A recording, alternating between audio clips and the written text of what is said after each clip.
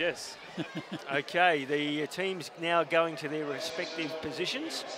Umpires got the ball in the middle, ready to rock and roll. And as we said, a near perfect day for football here today, and the crowd putting up to DB. Yeah, look, not an overly strong crowd at the moment, Smitty, but there'll still be a few blokes having a tickle me pink somewhere, I'm sure, and they'll be out and about. As soon as that siren goes, they'll be out to have a look. And just looking at big Jimmy Jones out there in the middle, fair dinkum, he is a giant, isn't he? Yeah, he's a massive man. If you're talking about tickle me pink, I actually caught up with Torrey Osborne beforehand, before the game, DB. Yeah, well, I'm actually having a tickle me pink with him after the game, so there you go. You shouldn't drink before the game, though, Smitty, I'm telling you. No, I had a Coke Zero. Okay, looks like Glenelg kicking to the Jetty Road end. Yeah, the southern end, or the primary school end. Yep. No, I reckon it's the other way around. I reckon they're going to the Glenelg going to the northern end. Well, yeah, sorry, you're right. Yeah, I did say Paul Thomas won the toss and Central's kicking to the school end. Yeah. Sorry, my mistake. That's all right, mate.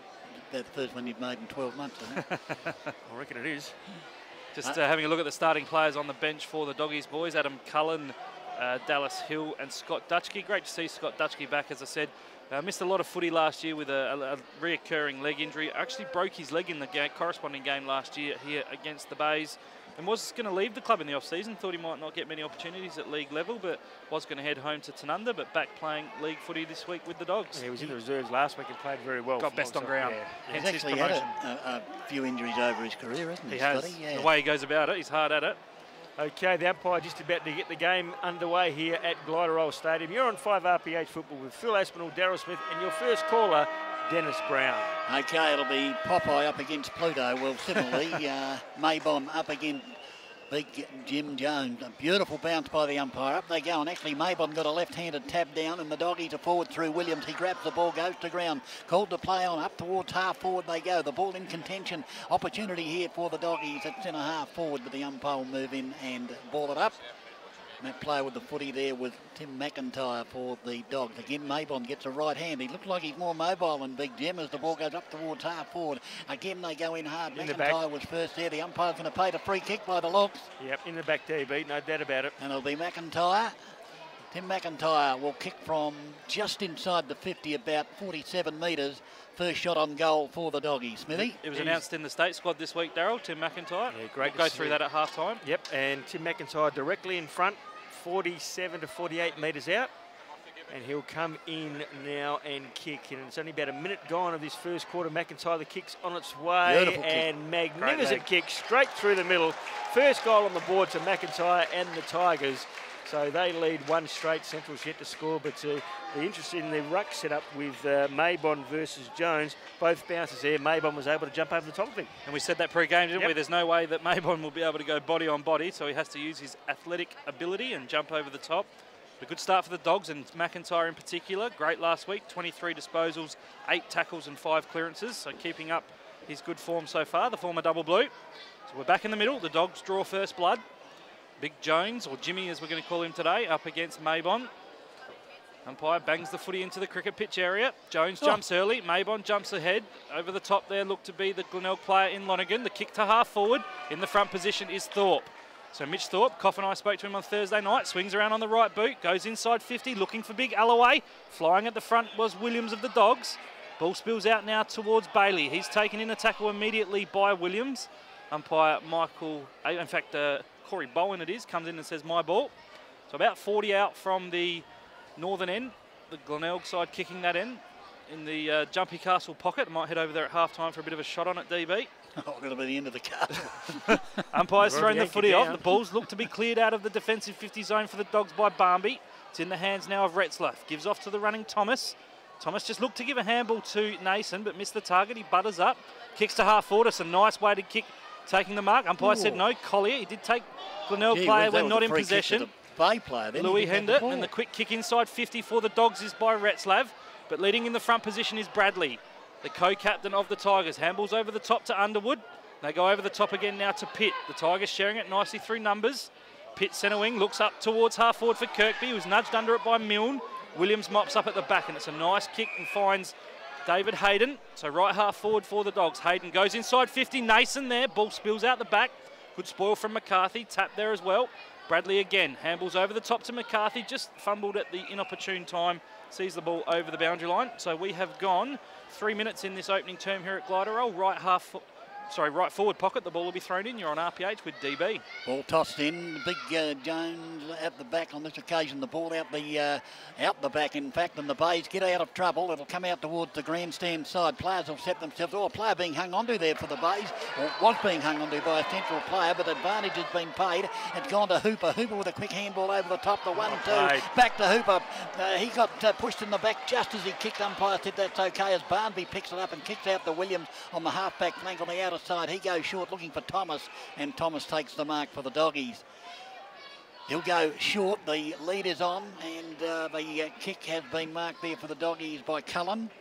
Cullen now will bring it into the centre. They're on here if the ball will sit. Won't though. Oh, beautiful play there by Pitt, who got it and back on the 1-2 again. Pitt through the centre, off the right boot, goes up towards half forward. Oh, Kirkby got rid of his opponent with a little push in the back. Umpire says play on. A high ball towards full forward. 1-on-1 up there. Oh, big leap up the top with the Tigers there and thought, but he couldn't hang on to the ball, and the Doggies are away towards half-back. Williams has got a couple to beat. Good play here. Oh, player pulled down there, and did he get one high? That was for the Tigers there in Gamble. Umpire said no, everything's okay, and there'll be a ball up right on the apex of the square grandstand side towards the Tigers' end. Williams and Dutchke both came through there and hit each other there instead of the opposition. Okay, the ball now to McIntyre at virtually centre wing. A big screw punt, but a good mark back there for the Tigers, taken by Galley, the first gamer. Galley now will kick up towards Hender, who's in front. Good grip, good grab by Lewis Hender, and he's at half-back grandstand side. Almost had his pigtail pulled off then by young Hayden. It's called a top knot these days, DB. Is that what it is? Okay, a top knot. Louis flashing the orange wheels there as well. Okay, yeah, and it's now Dylan McNeil who kicks a long bomb up towards half forward. Oh, good mark in front there for the Doggies there by Schiller Senior, and he kicks it out there, and the mark taken there by Nason. Nason on the left boot will put a high ball out towards centre wing. 1-on-1 again. Oh, that's a good mark out there to the Doggies. Collier. Collier it is, big Tom Collier, and he's got it at centre wing on the outer side for the Dogs. So the former Brisbane line kicks it to the left forward pocket. On the lead is the captain in Thomas. Takes the mark, swings around quickly, plays on, looking inside for Gilby. Gilby, 1-2, couldn't take it. Good spoil at the back there from Joseph. Ball goes over the boundary line. So left forward pocket, just to the right of the scoreboard, that reads Central's 1 straight 6. Glenelg get to score, Darryl. Yeah, Thomas should have actually gone to the top of the square there, guys. To the hot spot. Yeah, hot spot.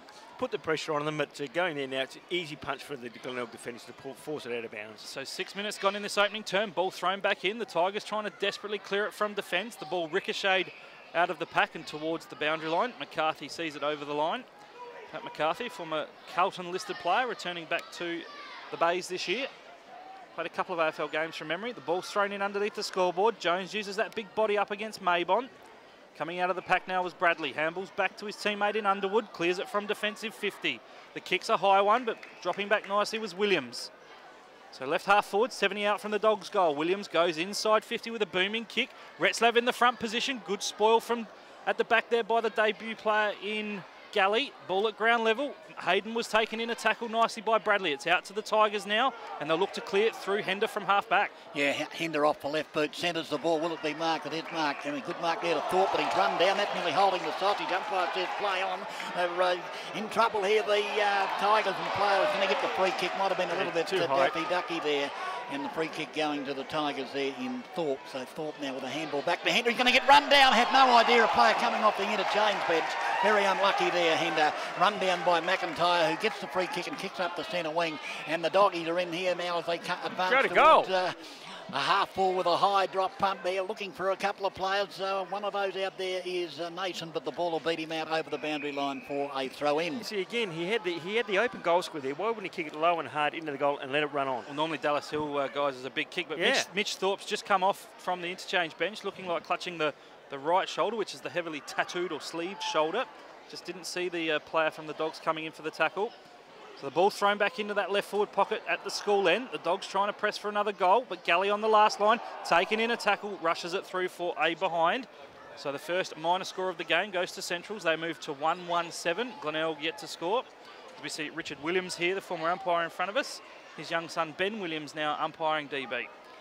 Yeah, I didn't realise that as the ball is at half back now with the Tigers. They'll bring it up towards the centre wing. 1 on 2, 1 on 3 in favour of the Doggies, and picked up by Barnby, was it, who got the tackle. Big Jones has got it and brushed the tackle aside. And so he should, the size he is, as the Doggies will come through the centre now through Dutchke. Dutchke goes short looking for and finding his teammate there in Hill it was, who goes up towards Restlove, who couldn't hang on to the mark, and the ball hits the deck, and the Doggie's still in contention though. Comes back to Hill off the left boot. That's a thumping kick from Hill. He drilled it from about 50. And as Smitty said, why did he do that before? He probably would have kicked the goal without hitting and running on the way he kicked that ball. So the Doggies now move along to 2 goals, 1, is it? 2-1-13, yep. 2-1-13, and the Tigers yet to score. And in the SNFL, guys, I'll give you a score check from around the grounds there as well. As soon as they come up, the Eagles are trailing North Adelaide 1-2. The Eagles yet to score. And the other game is the Port South game, which is a very important game as well. South Adelaide 1-0, Port Adelaide 1-2 as well. So 9 minutes in the opening term back here at Gliderroll, and the Dogs are off to a good start. 2-1-13 a Central. Glenelg yet to score. And Mitch Thorpe, their key recruit, that Coff and I spoke to Thursday night, he's off with what looks to be a serious shoulder injury. Back in the middle, Collier's moved into the ruck for the Dogs. We saw that work with good effect last week. Glenelg player swung in a tackle there was Lonergan. It's out now to Pitt to kick the kick to half forward. Good strong mark in the front position there from the Glenelg player. Looks to be the first gamer, is it, in Galley? In fact, it might be Underwood. Yeah, it's Underwood. It's not Galley. Yeah. So Underwood. Sam Underwood. We'll line up from about 50 out there, directly in front. I think he's kicking into a bit of a breeze here, guys, so we'll just see how he goes. The left foot drop punch on its way. He's thumped it in, but no accuracy. It's gone through for a minor score, so certainly the distance not a problem there, just the accuracy. So Glenelg on the board. They still trail Central's 2-1-13 to 1 behind, and we've played 8 minutes of this first quarter. So the Doggies to bring it in at this stage, they appear to be bringing it to the grandstand side at Barnby, is it, that's got it and kicks it now towards centre wing. Collier's in the van, being hung onto momentarily there, I thought. Umpire said play it on. Player there for the Tigers, burst through there. That was Lonergan, gets a handball. They're just kicking the ball now. It comes down from the boot of Tap into the centre. A long bomb now by the Tigers, goes towards foot. Oh, big leap there from Kirk, but he couldn't hang on to the ball. And now it's in that right full forward pocket. A kick along the ground, and I think it's gone through off the boot of Hooper for the Tigers. So a quick reply by the Tigers. They go to 1-1-7. They trail the Doggies 2-1-13. Yeah, the kick came in long and hard and high, and you heard DB say that Rory Kirkby flew up high. Didn't take the mark, but the player on the bottom of the pack was Andrew Hooper. He picked it up and snapped truly for his first, and a great crumbing goal there by Andrew Hooper. So brings the Tigers a little bit closer. 1-1 to 2-1, a goal the difference. We've got 11 minutes in this opening term. Hooper, the Tigers' leading goal kicker this year. That was his 12th. You just see down on the boundary line there, Mitch Thorpe of Glenelg, looking ready to come back on, so not a serious injury as we first suspected. So an outstanding opening start to this contest. Back in the middle, Big Jones up against Collier. Jones wins the hit out. Shuffled around in there was Pitt. Ball spills out now. Diving over the top, the Glenelg player was looked to be taken high. The umpire says my ball will have a stoppage, and that Glenelg player was Underwood. Half-time in the AFL, guys. Richmond 4-8-32, leading Melbourne 4-5-29. So the ball's been thrown up, trying to burst his way through the pack there was the Glenelg player in Pitt. Spills to the hands of Hayden of Central. His rush kick to half-forward left just went through the legs of Hill, well picked up by Tap. Handball's off now to Jolly. His short pass was just taken out of the air by Hender. Tried to brush off the tackle from Schiller. He was taken to ground before he got rid of it, so correct call from the umpire, holding the ball the free. Good tackle there from Schiller, Darryl. Yep, that's twice he's been caught Hender now, hasn't he? So Jared Schiller, the boy from Nuriupta, kicks to the left centre wing. Ball out into space. It's a one-on-one. Cummings in there up against Gamble. Cummings does well. Has support from the first gamer in Hannah. Hannah's short pass finds now the player in Edmead. He's got a bit of pace. He tries to break away from Hooper. The kick inside 50. Taking a one-hander almost there was Retzlav. Under the scoreboard pocket. Dutchke in there for the Dogs. A pack forms. Umpire comes in and says my ball. So we've now travelled 12.5 minutes in this opening term. Ball's in the left forward pocket at the southern end for Central, and they lead by a goal. Tigers win the hit out. Lonergan on hands and knees, trying to just force it out. Dutchke down there as well, just trying to bustle his way out. We're going to have a secondary ball up in front of the West End Draft caravan out there. Looks like to be a few supporters just enjoying a few red cans. So the ball has been thrown up again and it's gone towards the boundary line. So a third stoppage. Might see if you can get us out of this one, DB. It is Central's 2-1-13, Glenelg 1-1-7, 12.5 gone in the opening term. So the boundary umpire gets ready to toss it back into play. Back it comes. Up they fly, the tap down, back into a pack, any number of players there. The doggies might have a chance off the left boot there. The player in question, I'm not sure who it was, but Cullen it was, but he just couldn't get boot the ball and finally goes out of bounds. That's squeezed out to the 50-metre arc now, so in front of the time clock out on the outer side at the southern end of the ground as the umpire throws it back in. Again, the big men do battle. Again, it's into a pack of players. They go to ground. Umpire quickly in to separate them and ball it up just outside the 50. Half forward flank outer side for the Dogs. They lead 2-1-13. The Tigers are 1-1-7.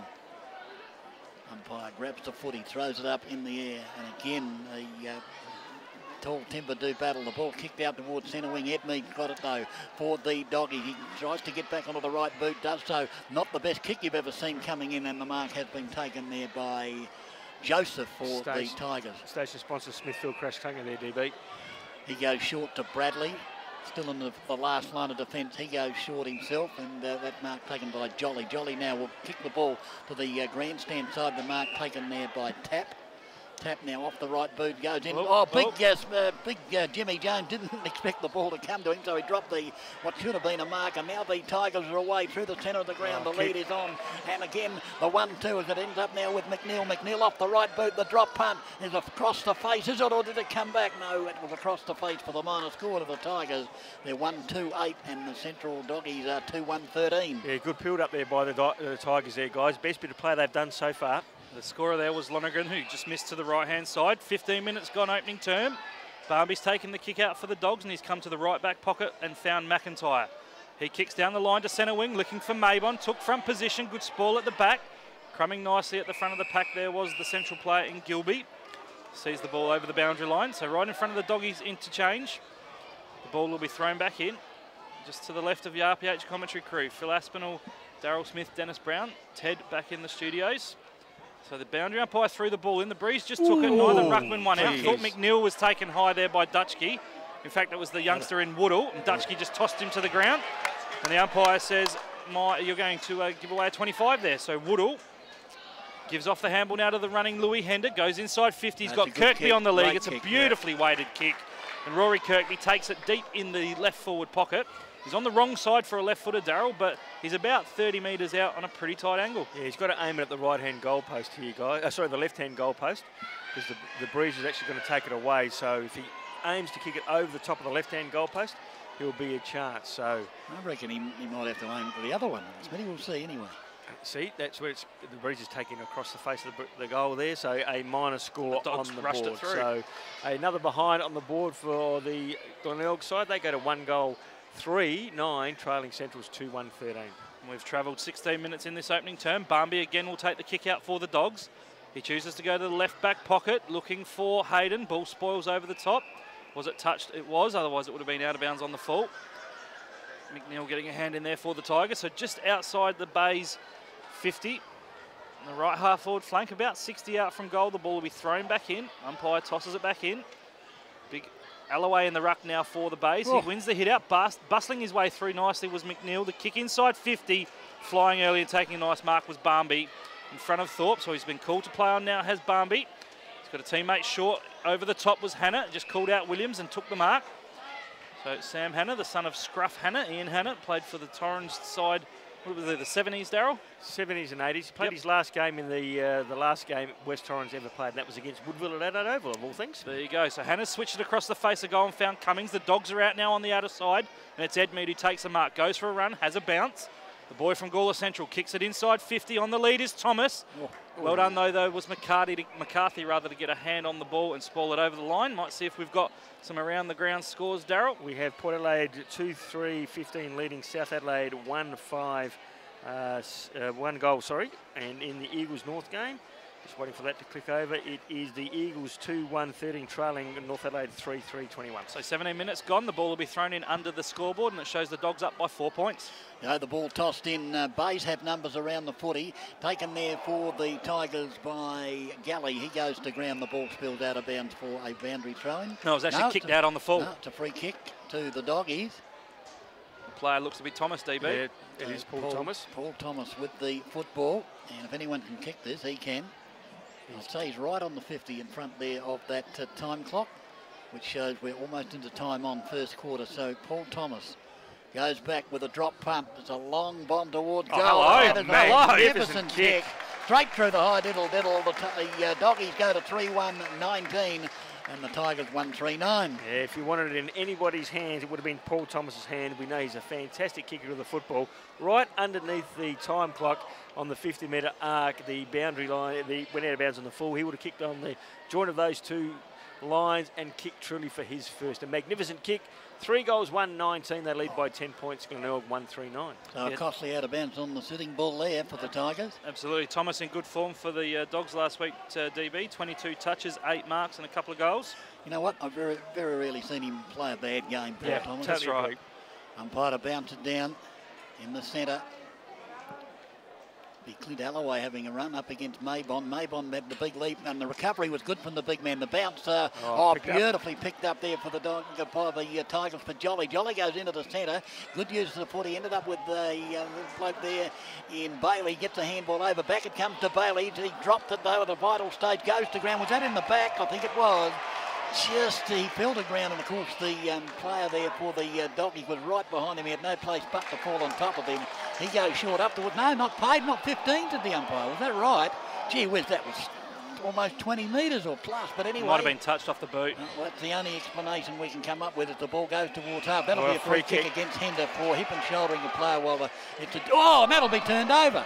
That will be turned over. Stupid play there for the Doggies. Silly by Waldhutter. The free kick was going to the way of the Doggies. Waldhutter came in to put Hender down. Umpire said you're flaming whatever and gave him a free kick. So the ball now is the elder of the Shillers. Gets it over now. The ball in the centre comes to Nathan. Nathan with a handball. Put his teammate under the pump, but he's good enough to get away with it. Comes back here to Edmead over the top. Comes back now to Nathan. Nathan with a handball. They're messing around with it now, the Doggies. The ball burst out towards centre wing. Again, the Doggies were leading the race of the ball. Hayden was first here. He got a shove. Comes back to Hender. He goes to ground. He'll get a free kick for over the shoulder. And just a passage of mistakes there from both sides. And Louis Hender will emerge from the pack with the footy. They had to kick it long there because they had McIntyre running into space down there in the goal square. So they just needed to kick it long. Louis, in the meantime, Louis got inside and in between time, Hender got up quickly and delivered the ball absolutely superbly to his teammate in Thorpe, and Thorpe will go back and kick from about 40 metres. Mitchell Thorpe kicking to the Jetty Road end, or the northern end here. And we'll see this time, DB, which way the ball will swing. So Mitchell Thorpe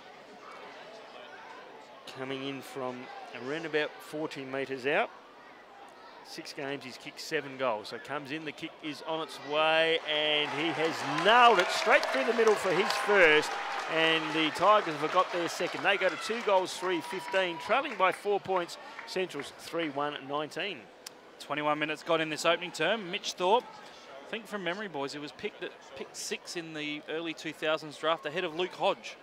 Yeah, right. Yeah, he just didn't quite make it at AFL level. And there was some talk a couple of years ago that he was going to maybe get picked up again. In fact, it was only last season because he did play down in Tasmania as a playing coach at 24 years of age. Coached South Launceston to a flag. Now back playing SANFL, or playing SANFL for the first time with the Tigers. He kicks a goal for them. The umpire just waiting for Corey Bowen to bang it into the cricket pitch area. Oh, great bounce. Big Jones in the middle, up against Maybon. Maybon's been really good so far. He's won that hit out. Just having a fresh area there was Waldhutter, back onto the ground. Cullen taken in a tackle. Why wasn't that holding the ball? He had the ball, grabbed and dropped it. Incorrect disposal, yeah, that's right, Darryl. But the free kick has gone to Cullen for over the shoulder.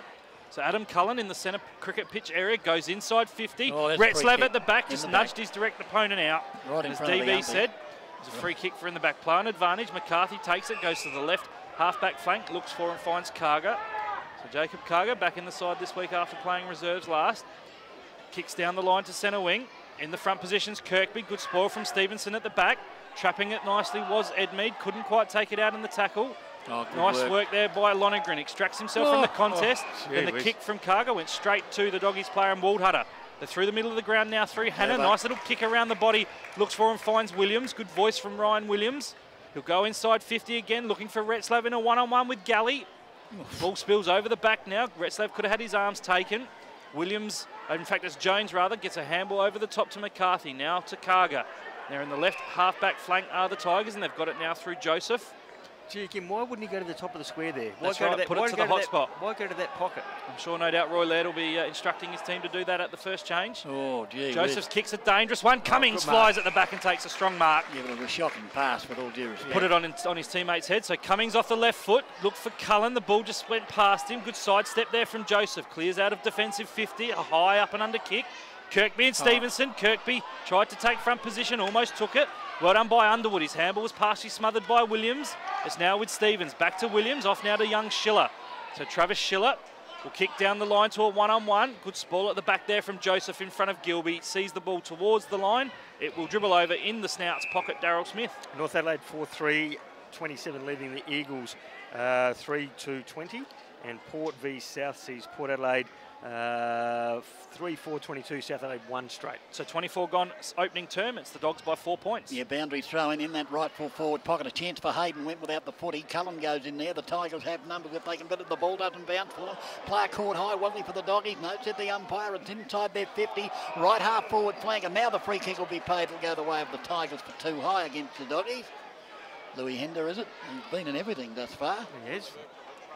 So Louis Hender now in the defensive 50.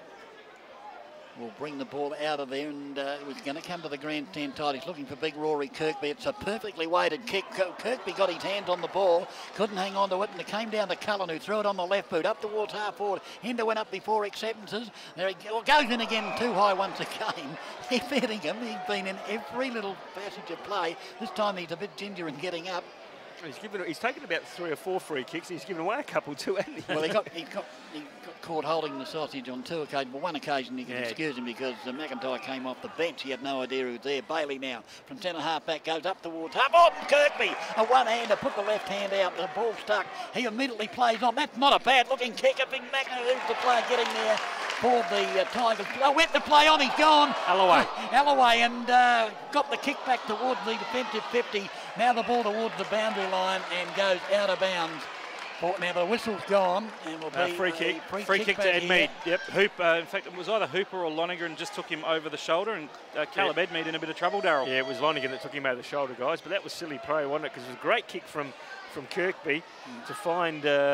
He's Maybon having a go at Big Jimmy Jones. He needs to go and see a psychiatrist, doesn't he? He does. Caleb Edmead just coming off for the Dogs. Looks to be holding maybe the left shoulder. So Stevenson took the free kick in the left back, right back pocket. Good mark. Kick to half back, and it's marked nicely by Jones. So big James Jones played for Williston in the Barossa League last week. Handballs off as all big men do to McCarthy. Then gives a Shepherd. McCarthy steps around, kicks it into his teammate there in pit. The Dogs have turned it over. Central's now through Maybon. The bounce sits up nicely for Retzlaff, but it was well done by Galley, as DB mentioned. Coming through nicely with a big bump was Galley and Collier. That's what one-on-one footy is all about. Goes towards the boundary line. It wasn't pretty footy, but it was spectacular in some ways, Darryl. It was just tough and hard, wasn't it? Exactly. That's what we love about SANFL. Yep. It was excellent by Galley, though. He did a solo performance there. Otherwise, the Doggies were away. So the ball's thrown in, right half forward for Central. Ball spills over the back. Little tap on there from Cullen. Handball from McIntyre missed the mark. Bailey intercepted. Lonergan was taken in a tackle. In fact, it was the former Carlton player in Joseph. And he's wrapped up at half forward right for the Dogs. The umpire says my footy. He's going to throw it up. So we've travelled 26.5 minutes in this opening term. Big Jones wins a hit out uncontested, but it's only down to as far as Cullen.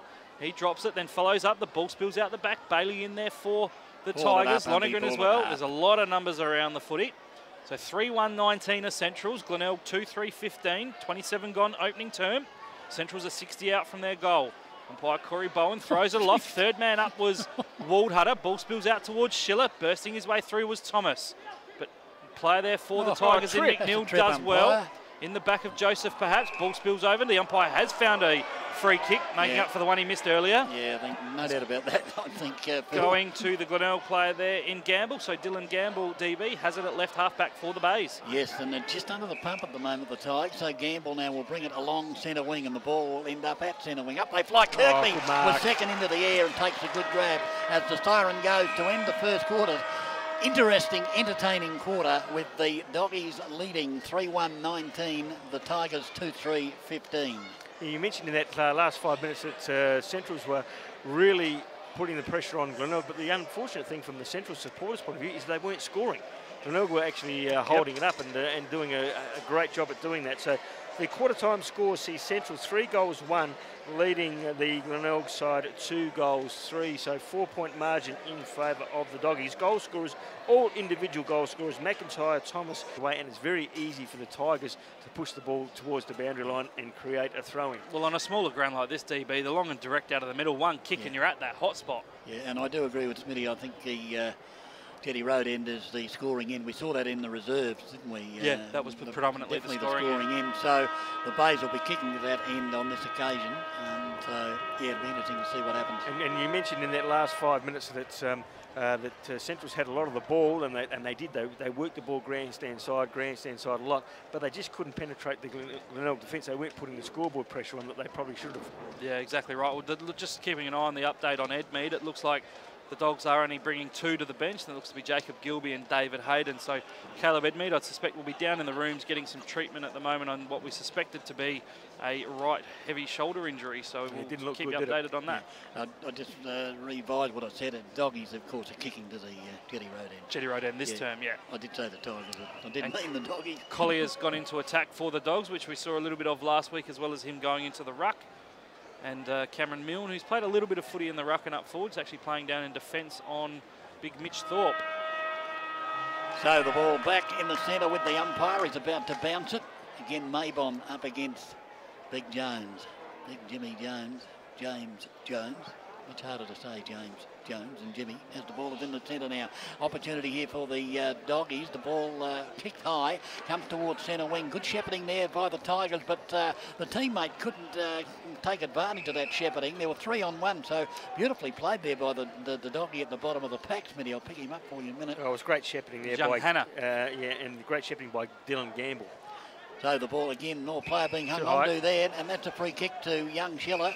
Schiller Jr., he's got it now, just back with a centre wing. You bring it out to He Ain't Heavy, and he's at further afield at centre wing. So the elder of the Schiller boys. Always a good thing to do, isn't it? Yeah, and not the best kick though, but it's going to carry to big Tommy Collier.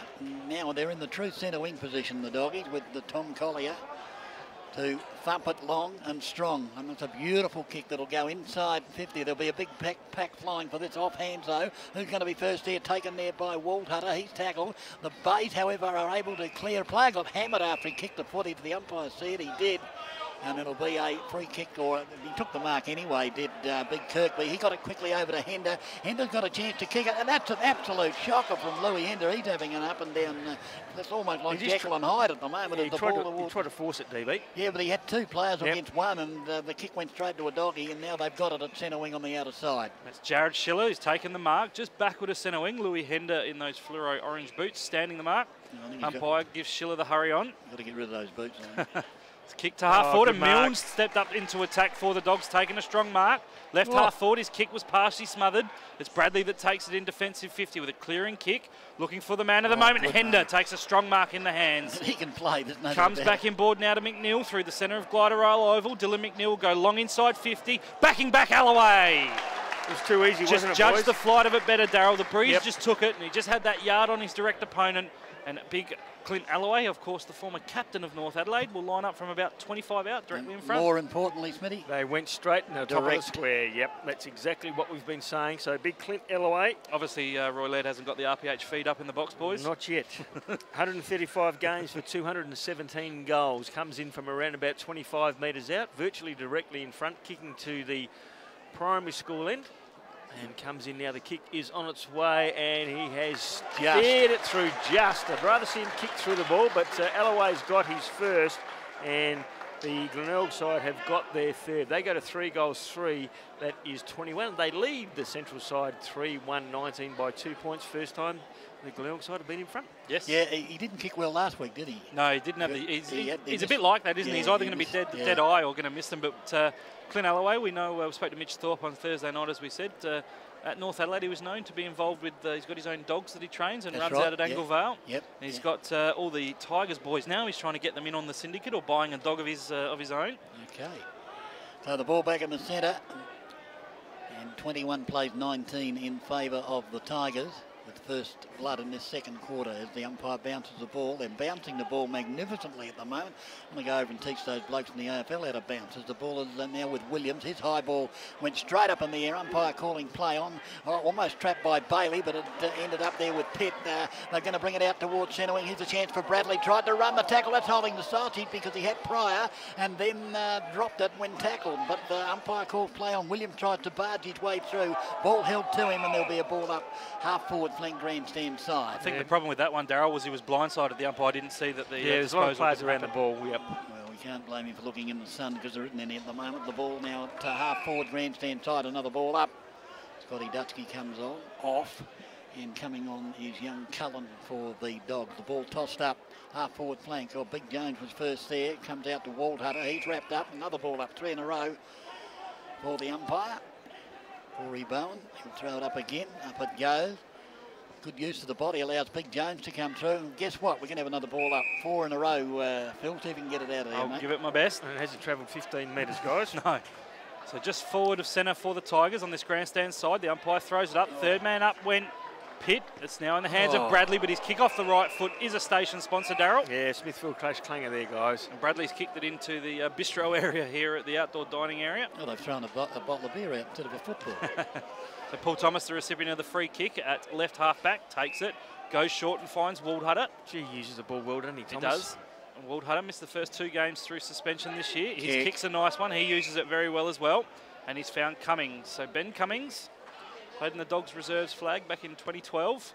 His short pass is a dangerous one over the top of Hayden. It spills into the hands of Schiller. That's Trav Schiller. Goes inside 50. He's got Collier in front position. And it was a mismatch down there because Collier and Nason were down there against McCarthy, Darryl, and Tom Collier marks 25 out directly in front. But again, the kick from Schiller came in and it went direct. Didn't go to the pockets, went straight to the top of the goal square. And when you've got a tall target like Collier up there, why wouldn't you do that? And that's exactly what young Schiller did. And Collier now from 20 metres out directly in front should put the Central side back in front. The kick is on its way. He kicks through the ball and the goal umpire sticks up the 2 fingers and said, that'll do me. So Glenelg, 3-3, 21. They trail Central's 4-1, 25. 4 points the margin, 5 minutes gone of this second quarter. Good effort by Schiller. Well, it was a good effort. He's very skillful, the young man, and he spotted his teammate and he also saw the backup there as well. So he's put it to the hot spot. Big Tom ended up being clearly in front, and you could see it a mile away. He's going to take the grab. Well, you said he's very talented, DB. Won the Reserves McGarry medal last year. Shared it with West Adelaide's Nick Homburg, did Trav Schiller. Melbourne 8-5-53, leading Richmond 6-11-47. Bounce down again, a beautiful bounce. Up they fly. Was it Maybon that went up before acceptances, and consequently the balls hit the deck and be stacks on the mill for a secondary bounce. Umpire throws it up on this occasion. Oh, Big Jones being hung on to, gets a left boot to the ball up towards half forward. Oh, one-handed by Barnby. And a couple of those today. In fact, we saw one in the first game by the captain coach in Lockham. Ball kicked out towards centre wing, goes out of bounds off the boot of Barnby, and there'll be a boundary throw in between centre wing and half forward. One big head player for the Dogs in Ryan Williams comes off, and one other big head player in Ben Nason comes on, DB. Exactly so. The ball tossed in. Up they go. Again, they do battle the big fellas. It's grabbed, and it's a free kick. Gee whiz, the umpire pulled that one, I think, from where we know, as the ball ends up with Hender. Hender now off the left boot will come up towards inside the 50. Kirkby got up, couldn't hang on to it. He gets his hand to a lot of balls for Rory Kirkby. He does. They don't always stick. And it's gone out of bounds in the attacking 50. Just on Kirkby, DB, he's actually heading over to Brazil in a couple of weeks for the World Cup, so he's going to be an absentee for the Tigers in the second half of the year. Unbelievable. Ball tossed in inside the 50. It'll be that a free kick in the back. Umpire said no. Give me the ball, boys. I'll ball it up just inside the 50, right half I forward wouldn't have flank. thought Nick Stevens would be too happy about that. I don't think he is. No, well, he wouldn't be. Gee whiz, now the ball out the back. Opportunity here for the Bays if they can gather. They do through the agency of Pitt. His kick up towards the pocket and off the chest of a couple of Tigers, in fact. One ricocheted onto the other and then out of bounds. Just on the Kirkby thing, though, Darryl, he discussed it with the club at the start of the year, so they knew that it was happening. Gave him plenty of notice. Yep. The ball tossed in. Up they go, almost taken out of the air there by Alloway. The ball squeezes to the pocket, a chance here if the Tigers can get it. And here's a chop off the boot of Joseph as he drilled it at the check side. And that's a great goal by young Joseph. He just threw it on the boot. And it's gone through for a goal to the Tigers, Smitty. They count those sausage rolls like that. They certainly do. Aaron Joseph, vice-captain, only in his 7th game too. And he must obviously show leadership qualities. Yep, spent some time with Carlton in the AFL. That's right. So he's now the 4th goal kicker for the Tigers. They go to 4 goals, 3-27. They lead Central's 4 goals, 1-25. Actually, any goal counts, but I meant as far as driving the opposition into the turf a little bit and giving his teammates some confidence. Great goal. Haven't times changed, DB, where you see players taking holidays in the middle of the year? Imagine back in the 70s, that just wouldn't have happened. No. Imagine saying that to Jack when taking time off. Jack, I'll tell you a story at half time about what a player said to Jack about he wanted to go to his brother-in-law's wedding. Yeah. Right? Yeah. Well, we've got a few other points to bring up about that as well coming up at half time, but back here in the middle, the ball's been cleared from the centre square by the Tigers, by the goal kicker in Joseph, having a bit of a tussle with Schiller after the bounce, and the ball's gone over the boundary line in the right forward pocket for Glenelg. Darryl? Just quickly, it was his brother-in-law's. It was his brother's wedding. He was best man, and Jack said to him, "If you go there and don't play, you'll never play at this club again." Wow. Oh, right. He never played again. So 60 metres out, the ball's thrown in the slouts pocket. Overrunning the footy there was the player of Glenelg in Jolly, but he does well to get a handball out. Central's player taken in a tackle by Hooper, and that looked to be, just wait for him to stand up, Jared Schiller. And about 45 out from the Tigers' goal to the school end, the ball's thrown up. Glenelg lead by 2 points. We've gone 8 minutes in this second term. Alloway just gets a little toe poke out of the pack, trying to burst his way through nicely was Williams. He was taking in a nice tackle, trying to burst his way through was Louis Hender.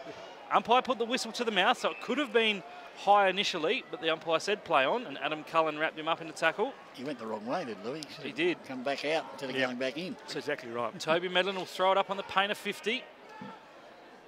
Down at that primary school, or southern end as I say. Alloway in the ruck for the Tigers, coming through Williams. He could have taken McNeil high. Play on the call, and the umpire again comes in for another bounce, Darryl. I think he was lucky that McNeil was actually standing up then. If he was actually crouched, it would have been in in trouble. Yep. So 10.5 gone second term. Glenelg 4-3-27, Central 4-1-25. Neither ruckman won a hit out. It bounced clear to Barmby, gets a little toe poke forward, trying to burst his way through, looked to be Schiller. Umpire comes in and says no opportunity to get rid of it. It was Williams, in fact. What I have noticed is the third umpire is a lot closer to the contest now, and these two are very close together. Probably helps being a smaller ground as well. So the ball's thrown up at half forward for the Bays. Cullen overruns it, does get a quick kick forward, but it is backwards into space. Williams on hands and knees, gets a handball out. He was taken in a tackle by Hender. Now off to Gamble. He gets a handball back to the voice of McNeil. Spun in a tackle, back to Gamble. Off now to Alloway. Off the left boot, the high up and under. Stand under this. Williams doesn't. Takes a strong mark. Yeah, great mark. Ryan Williams knew the traffic was coming. Hooper there to try and spoil it, but he took the mark, did Williams, and chips to the outer side half-back flank, and he's got Cullen. Cullen's away at half forward, goes now to McIntyre, over the top, he takes the mark, plays on, has a second bounce, runs to 50, has Dutchke inside, puts it to the hot spot. Hill there as well, Maybon couldn't quite take it. Good tackle at the back there by Tat. Hill just overruns it. Good work by the Tigers defensively. The handball came back from McCarthy. Off now to Bradley. A one-on-one with Hannah and Bailey. The ball spills over the back, goes over the boundary line and will be thrown in the left forward pocket for the Dogs. They trail by 2 points. We've gone 11 minutes in this second term. You're on RPH Adelaide with the doyen of SANFL footy, Dennis Brown. Boundary umpire tosses it in. Front position, Collier got it down, but the Tigers are going to be first there. All player dragged to the ground when he got the footy. That was Thorpe. The ball now on that half-forward flank, very close to the boundary line, and the umpire will board it up once again. I just saw that ball going in. I saw Tom Collier take his eyes off the ball and push his opponent away. Umpire was right there but didn't pay a free kick. So the ball now at half-back with the Tigers. It's very close to the boundary line. The umpire's seen a free kick. Going to come back to Pitt. as he got the handball. Obviously the hand went over the shoulder. So Pitt got the free kick. Nobody on the mark at the moment. Now Thomas is, but Pitt brings it inboard to Hinder.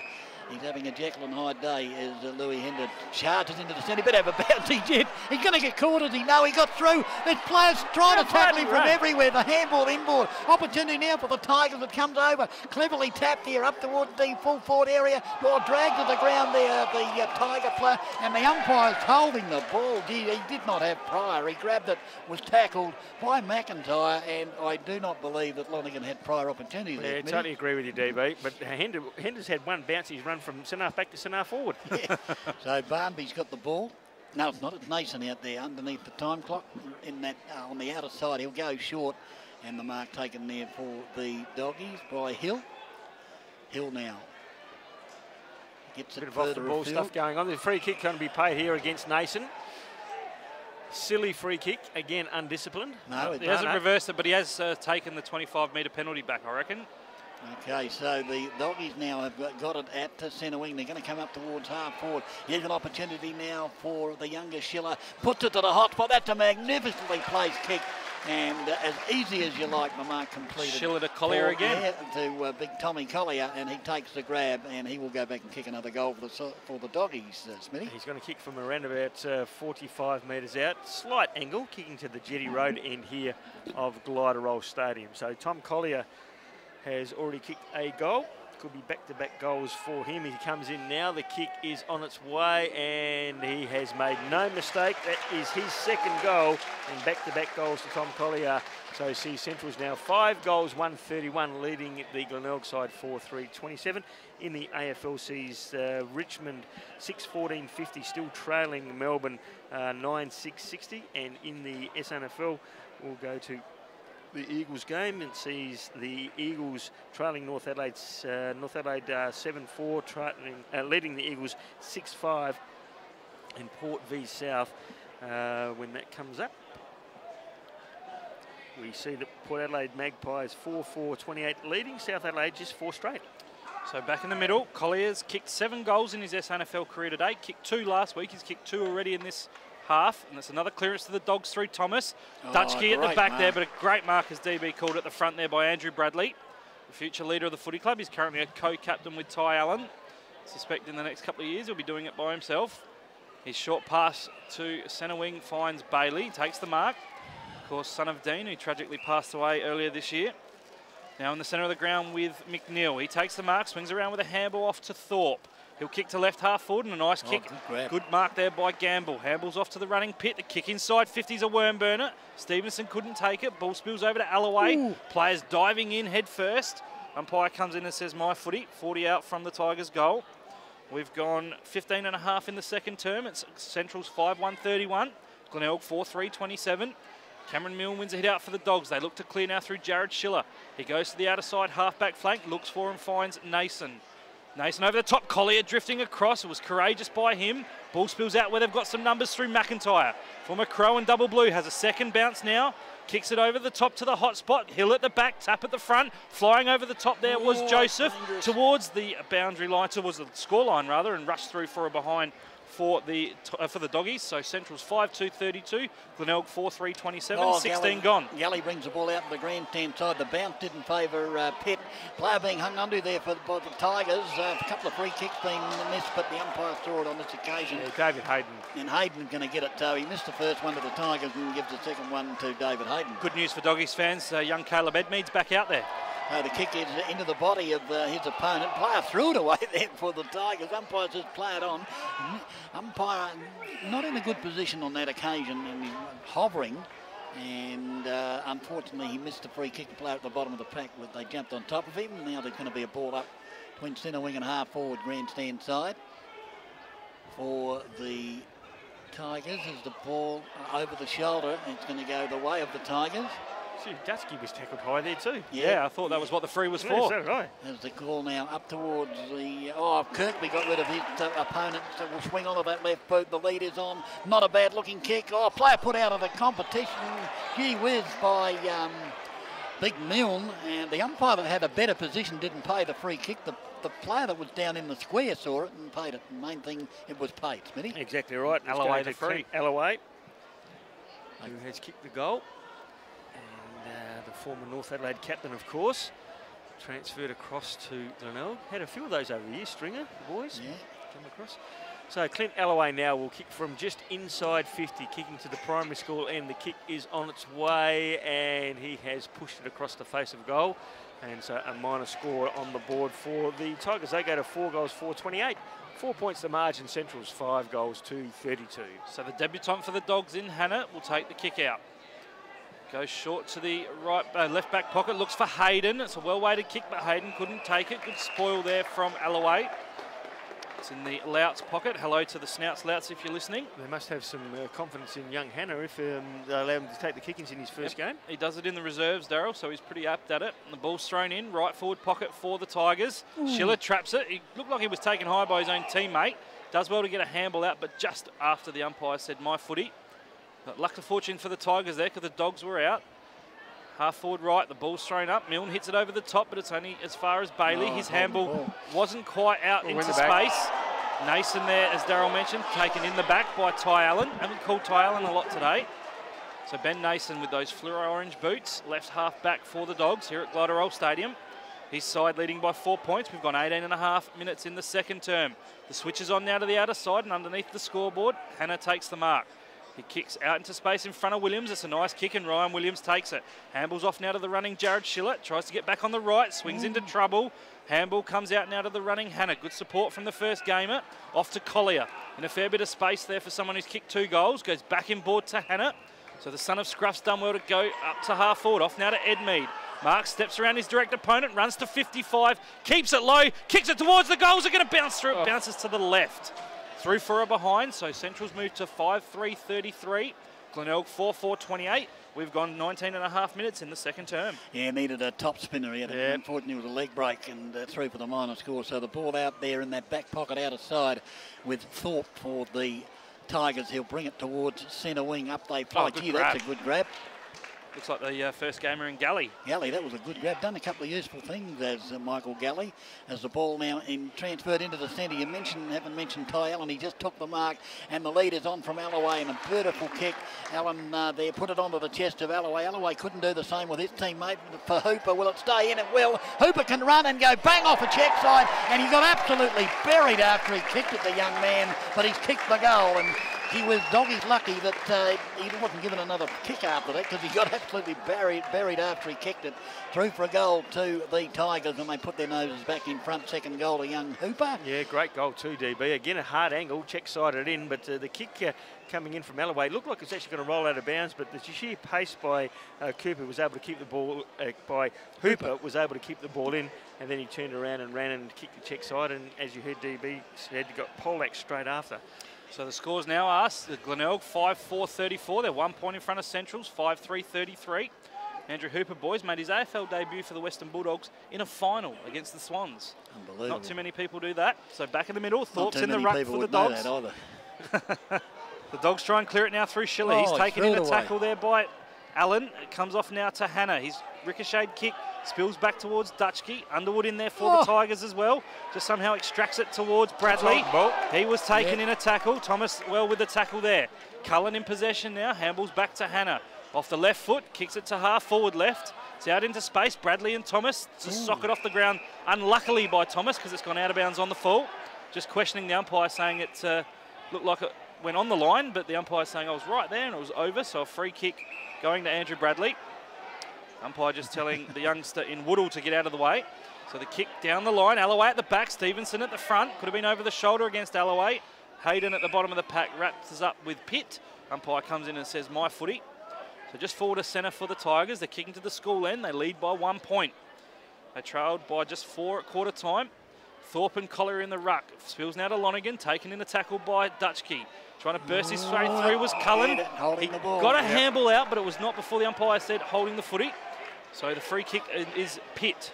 So Craig Pitt, very unobtrusive type player, will kick now to half forward. On the lead, nice kick and a nice mark taken by Kirkby. We know he'll swing onto that left. He'll bang it inside 50. Down there in a one-on-one. Jones up against Stevenson, ball spills over the back. Crumming trying there nicely was Hooper. Big Jones intercepts it. Handballs back to McNeil. He'll swing on the right foot. A fantastic smother by Edmey. Check the highlight reel for that one. Williams takes his Glenelg opponent in a tackle and puts him right in the middle of the back. And the free kick is going the way of the Glenelg player there in Underwood. Handballs off to Thorpe. His grubber kick inside 50. Actually hit Pitt in the face, and the Dogs try and clear through. Hayden. He's tackled by McNeil. Ball spills towards the boundary line. Tigers fans want deliberate. Some very unattractive football going on at the moment. It's pretty ugly. Yeah, it's a bit of fancy work by Big Jones, though. He did very well, didn't he? He's moved down to the goal square, and just trying to isolate him in the full forward line is Nick Stevens. Ball's thrown in just inside the Tigers' 50. Thorpe there gets up nicely and butters up in the second grab. Kicks inside 50. 1-2, couldn't take it. Yeah, Hooper with an attempted snap-on goal was smothered nicely by Cummings. Cullen just overruns the handball, gives it back to Barmby. The Dogs under pressure. Tigers putting pressure on Hooper there. Dribbles through his third. Good forward pressure there by the Tigers. Daryl Smith and Andrew Hooper just makes the most of it as a small crumbing forward, dribbles through his third, and the Tigers extend their lead. Yeah, it was just sheer pressure, wasn't it? They just did not give up the contest and kept working at them, and eventually the Doggies forced the Glenelg side forced the error from the Doggies, and the Hooper was there to kick truly for his third goal. In the other games, guys, the Eagles 9-6-60 leading North Adelaide 7-4-46, and in the Port South game sees Port Adelaide 5-5-35 leading South Adelaide 4 straight. Back here at Glyderau, it's Central's 5-3-33, and they're trailing Glenelg 6-4-40. Andrew Hooper has half the Tigers side. Half the Tigers' goals, rather. I was going to say, must be a lot of him. 4 minutes into time on in this second quarter, the umpire bounces the footy down. Up they fly and ball out the back. An opportunity again for the Tigers. They're just dominating at the moment. They'll go off the boot there of trying to pick up the play. The kick might have been Jolly up inside the 50. The ball's right on the arc of the 50. Desperate stuff there. They jump on top of the ball, and there'll be a ball up just inside the 50, half forward flank around there in front of the time clock. The handball to Barmby, DB, was a station sponsor, Smithfield Crash Clanger. He would have been away. It was behind him. Yeah, it went behind him. They go, big leap there from the Doggy player. I reckon it might have been Cullen that banged the ball forward, gone out of bounds, just around from the 50-metre arc. That'll be a boundary throw-in. 5 minutes gone, time on second quarter. The ball comes spinning back into play. Up they go, the ball out the back. Who's going to be first there? The Tigers are first there. An opportunity, the handball comes back, the high ball inside 50, the tall timber. Can anybody take a grab? The fight on off the ball. Gee whiz, there is a fight on off the ball. Umpires have said play it on as it comes to the back pocket. The ball kicked out. Chance here for the Tigers. Playing rid of his opponent by just throwing him away. Comes out here towards the top of the square in actual fact. Now the Tigers have got it and they kick it inside 50. It's a high ball. Big leap from Kirkby. Couldn't take the mark. Big Jones is at the back. Couldn't do much with it. Player had it for the Tigers momentarily. The kick around the body's gone through, I reckon. It's gone through off the boot of the player at the bottom of the pack. Trying to pick him up. It's Woodle. Young Woodle has kicked a goal for the Tigers. And gee whiz, Smitty, just a minute the Tigers playing a bit of footy. They certainly are. But what they're doing, DB, is they're attacking the top of the square. And that's putting pressure on the defensive action of the Doggies, and again, young Woodall at the fall of the pack, right in the front place where he should have been, and the ball came down. He was able to pick up and snap truly. The other thing we're seeing, Darryl, is perceived pressure, because Central's, when, like you've said a couple of times, have had possession but have just panicked and have turned it over with the possession. So 26 gone in this second term, and the Tigers just extend their nice little buffer out to 13 points. Glenelg 7-4-46, Central's 5-3-33. The mistake was when Barmby actually tried to punch the ball back rather than actually take it and handball it back. The ball back in the middle. Maybon wins the hit out, but Alloway wins the clearance. Kick to half forward. Nice attempted mark there by the Tiger player in Hooper. Ball at ground level. A lot of numbers around the footy. Umpire Michael Zaboro comes in and says it will be mine. So he'll throw the footy up just on the paint of 50, which actually, boys, I think I've said this before, is only 47 metres. I have had it measured. So Alloway, third man up, bangs it inside 50. Running on top of it is Bradley. The little tap on was towards Bradley again. The umpire's found a free kick, and it's going the way of the Tigers. Glenelg player just taking his time getting up. Looks to be Joseph. Joseph it is, and he's just copped a bit of a heavy knock. Wins the free kick, so he won't be feeling as sore now because he's directly in front, Darryl, 20 metres out. Yeah, just a bit of a run on here for the Tigers. So Joseph now, Aaron Joseph, has kicked 1 goal today, 2 so far in his career, and he's going to line up from 20 metres out to 25 metres out directly in front, kicking to the school end here of Glider Roll Oval at Glenelg. Comes in and he has made no mistake. He's got his second, and all of a sudden the Tigers have got their 8. They got an 8 goals for 52. They lead by 19 points. Central's 5-3-33. That's the biggest lead of the game so far. Aaron Joseph, DB, very, very close to signing with the Dogs in the off-season. Is that right? Very close. Well, I wonder what swung him. A little bit more... Bees and honey. Yes. Okay. Ball back in the centre. Umpire's got it. The ball it up. Would he have that connection with Nick Stevens, though, coming from Carlton? Exactly, yeah. That helped. Just got the run on at the moment, the Tigers. Are playing perhaps the more desperate football. Well, they're playing the more disciplined football too, DB. The Central side have given away a couple of free kicks. Well, they've done what they couldn't do in the first quarter. They had a lot more possessions than the Doggies, but didn't capitalise on those possessions. But however, the Doggies will come back. You can bet under a brick on that, as the ball there is taken and kicked very high up in the air there by Thorpe. The ball in contention, centre wing on the outer side. The Doggies are in here. If they can pick it up, they can. It's picked up and bombed forward there by Gilby inside 50, but the ball will come out over the back and the Tigers are away. Louis Hender's got it. We know he likes to run. He's got the footy now. He comes into the centre with the left boot. That's a beautifully placed kick there, but it's gone over his head. Just couldn't reach the footy there, the teammate, and this is going to allow the Doggies in. They're away there, the Tigers, but now the ball with Schiller Senior. He gets it out to Nason. Dogs are away now. Now the Doggies are away. The turnover could be costly. Nason can run inside 50. Now he just kicks it from the 50. Beautiful kick for Williams, and this man can kick goals, and he'll kick from about 30 metres directly in front. Yeah, great play by Nason there. He could have easily just blazed away and maybe even tried to have a shot himself, but he looked inboard and saw Ryan Williams at the true centre-half forward spot, and the kick was passed to him, and Williams didn't let him down and took a good strong mark, and the siren has sounded, so a much-needed goal by the Central District side as Williams comes in. The kick is on its way, and he has made no mistakes, so a belated goal to Ryan Williams sees him kick his first, and the Doggies now go to 6 goals through 39. Glenelg 8-4-52. So that was the quarter there. In that quarter, the Central side managed to kick just 2 goals too, and Glenelg, on the other hand, managed to kick 6 goals 1. So a magnificent quarter of football there by the Tigers side. So goal scorers for Glenelg, you've got 3 there to Hooper, 2 there to Joseph, and then singles to Alloway, Thorpe, and also Woodall. Ready to go back to their respective positions. Glenelg just breaking away now, DB, and it's going to be an intriguing second half. I'll be interested to see what moves Lairdy's made. As we mentioned just before talking about the boys coming back onto the ground, Retzlaff, will he leave him at full forward, or will he try and get him into the game by putting him down the ground or give him a run on the ball? It'll be interesting to see what Lairdy's come up with there. Well, the Dogs just breaking now from their huddle, so I'll keep an eye on big Bryce Retzlaff. He's heading back down towards the forward line. The Tigers starting the second half with Josh Woodall, kicked a nice snap go in that second term. Ty Allen, their co-captain, and young Underwood starting on the bench for the Tigers, while for the Dogs, Josh Waldhutter, Adam Cullen, and a big Dallas Hill from Port Wakefield. He's starting on the bench for the Doggies. So Retzlaff is moving down into attack, DB. Thomas there for the Dogs as well. You can see him mainly play through the middle and across half-back. He's spent a bit of time in attack this half. He's actually going over now to the wing where Louis Hender's out there. So maybe Thomas has been given the run with roll with Louis Hender. Players in readiness. We're not too far away from resumption in this second half, and your first caller will be Dennis Brown.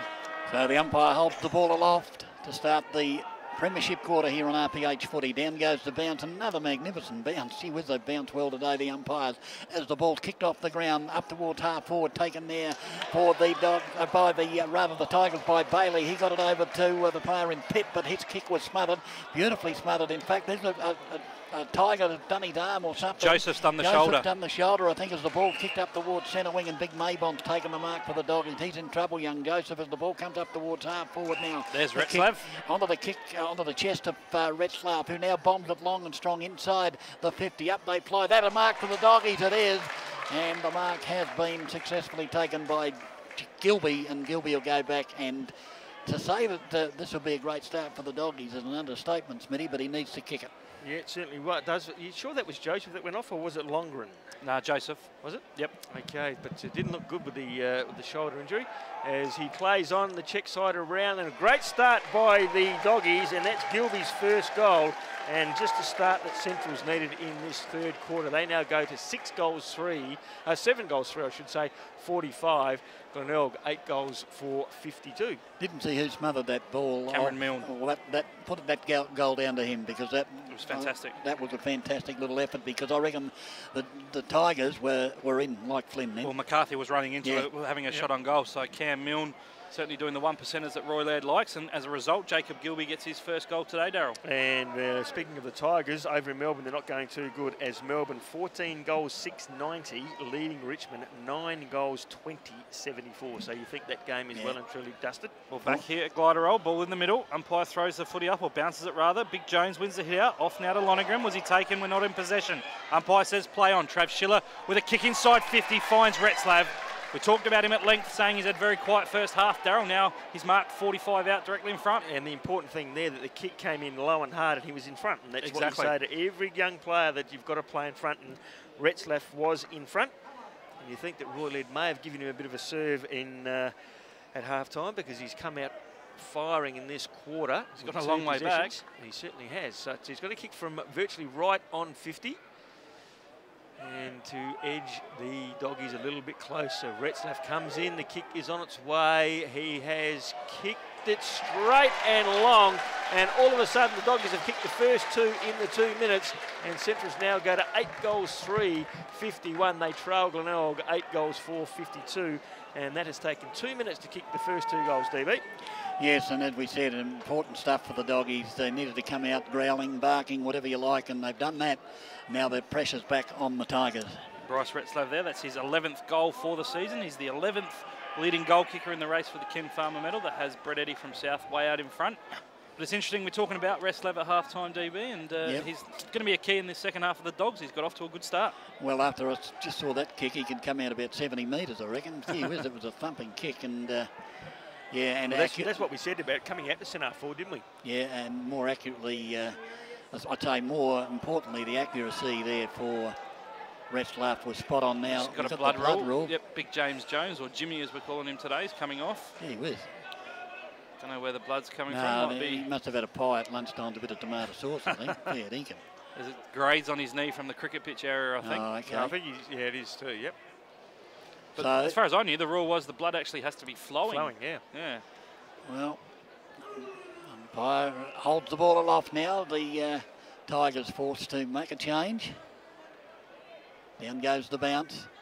Up they fly, and Maybon actually got rid of his opponent. Player for the Doggies actually ducked his head. That's young, well, no, it's the elder of the Schiller boys, and he gets it over to the teammate there, and that player was Hannah. Young Hannah gets it up there, but the Tigers have got numbers. They'll come out of trouble with. They are good dodging and weaving there, and the handball in towards the centre. Now they're away. Now as the ball is kicked long and strong by Bailey up towards full forward, and that's a mark, I'm sure, or a free kick, one or the other. Player had his hands on the footy and cop one high, and it'll be big. Alloway will go back and line up from about 20 metres directly in front, 25 metres, Mitty. Yeah, Clint Alloway, as we said, has already kicked the 1 goal, and it was either a free kick or a mark. It was all over him, that's for sure. So Clint Alloway to answer the charge here by the Doggies. Just put a halt to it just quickly as he comes in, and he has missed to the far side. So a much needed goal went begging there for the Glenelg side. They go to 8 goals 5 now, 53. They lead Centrals by 2 points. Centrals 8-3. I think he's trying to steer it instead of kicking through. Yeah, exactly right. You've got to kick through the ball, don't you? The former North Adelaide captains kicked 1 goal 2 today.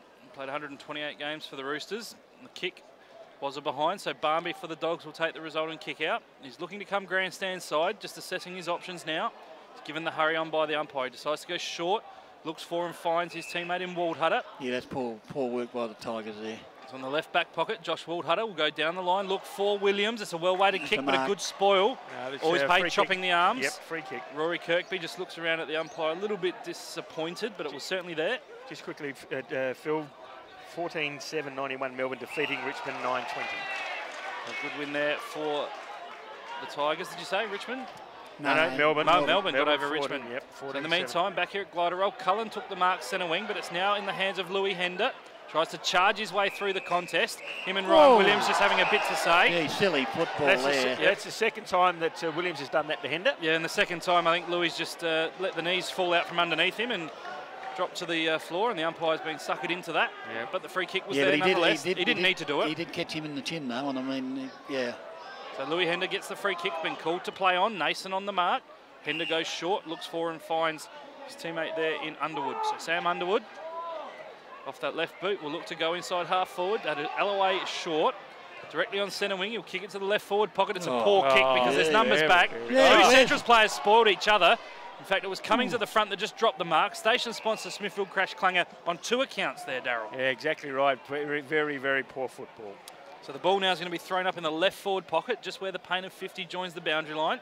Alloway and Marbon. Mabon rather wins the hit out. Over the top now was McNeil. Snap around the body came from the Tigers player in Lonergan. To half forward inside 50, the mark from the little player there in Hooper. Just had too much strength holding his opponent out, and Caleb Edme just didn't have the power to go with him. And the thing that Hooper did, Darryl, was just stuck the posterior out a little bit, created some space and took it on the chest.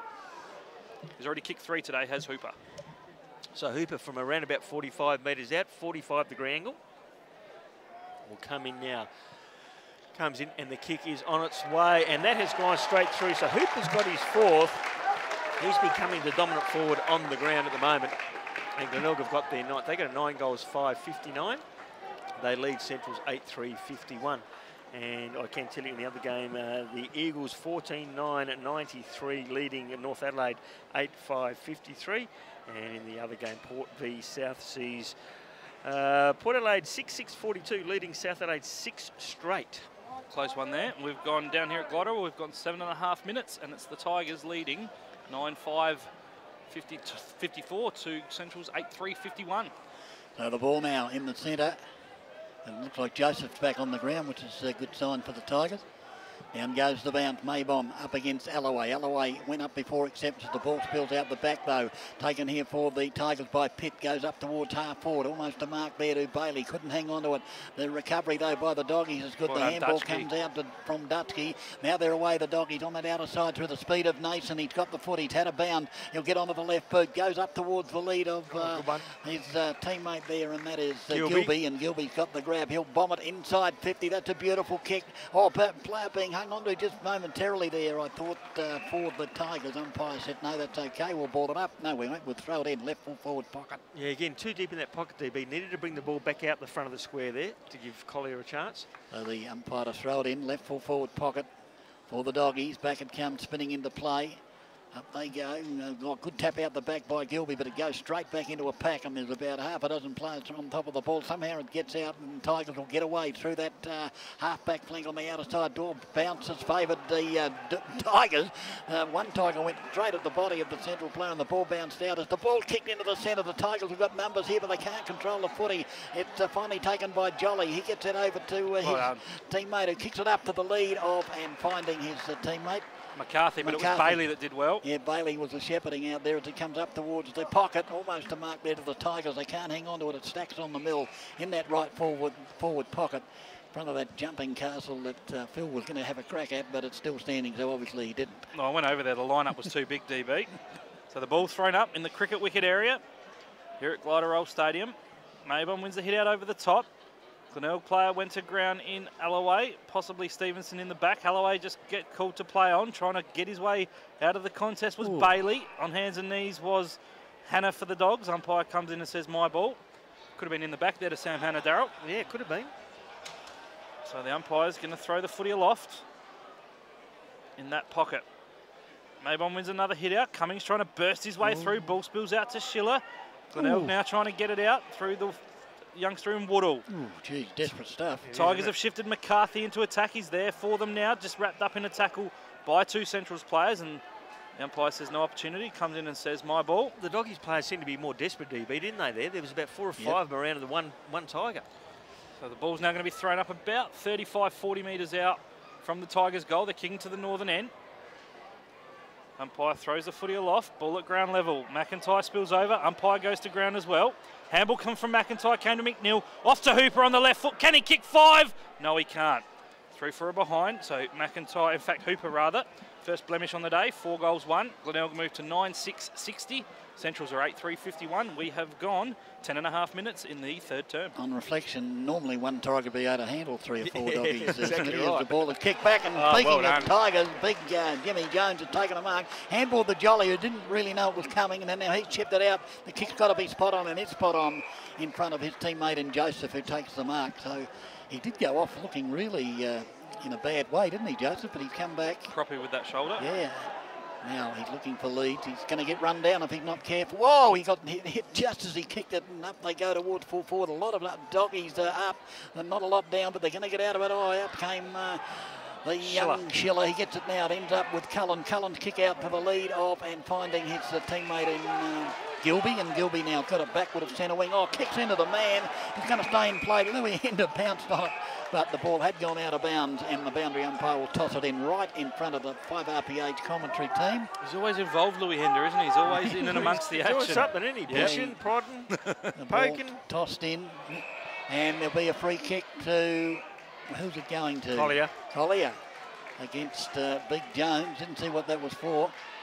So Collier now, he's got no one to kick to, so he's going to go, oh, gee whiz, nearly taken. The mark has been taken by Barnby. He's going to play on, he'll run through the centre, no one on the mark. Big Jones and Collier having whoa, big Jones. Jones put Williams down off the ball, and the umpires paid the free down the field. He'd want to be careful here. He's getting far too aggressive, Big Jones. Well, that's probably be the only game he'll play, won't it, for the Doggies, for the Tigers? He's played 1 or 2 games so far. Okay.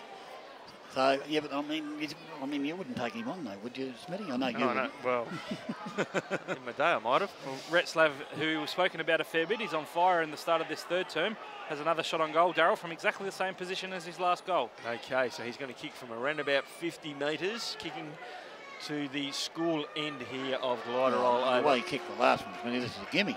Yep, certainly, as Jones leaves the ground. And in comes Retzlaff now, so the kick will come in from about 52 metres. The kick is on the way, and again he has made no mistake. So Retzlaff has got his second, and the Doggies have now got their ninth. They go to 9 goals, 3-57, trailing the Glenelg side 9-6-60. And we've played 10 minutes of this third quarter. Well done to the Doggies for stirring Big Jones up, Smitty. Yep, exactly right. So Bryce Retzlaff, 12 disposals, 8 marks, 3 goals last week. A very quiet first half, but now has 2 goals in this third term. A lot of the turnovers so far have been involved with Williams. Yep. And he's given 2 away. Yeah. And he's got 1 back. It's now a 3-point ball game in favour of the home side, and the ball's back in the middle. 9-6-60 Glenelg. Central 9-3-57, 13.5 gone in the third term. Collier up against Alloway. Alloway does well to get the body out. Ball bounces over the top there of Hooper and Edmead. Edmead looks for and finds the sanctity of the boundary line. Umpire says throw it in. So left forward pocket for the Bays. They're kicking to the tram station or Jetty Road end. Right where the paint of 50 joins the boundary line. Left forward pocket. The ball will be thrown in. In the ruck there is Thorpe for the Tigers. Collier over the back for the Dogs. Hits it into space of McIntyre. Overruns the footy. Trying to burst his way through was Karga. Tigers player taken high there in Woodall.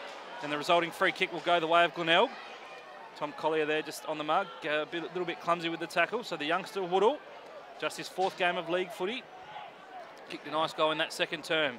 55 out. He's going to look to bang it in long, looking for Kirkby. Yeah, good kick. Ball down there. Alloway in the front spot. Could have been held at the back. The whistle's blown, and it's going to be a free kick to the Tigers. Yeah, free kick to Kirkby. You called it well there, Phil. No, Alloway.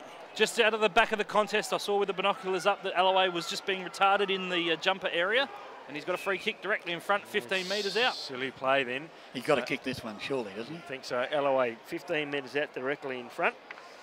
Comes in now and not only kicks it, he kicks it out of the stadium. So sets the football to that house over there.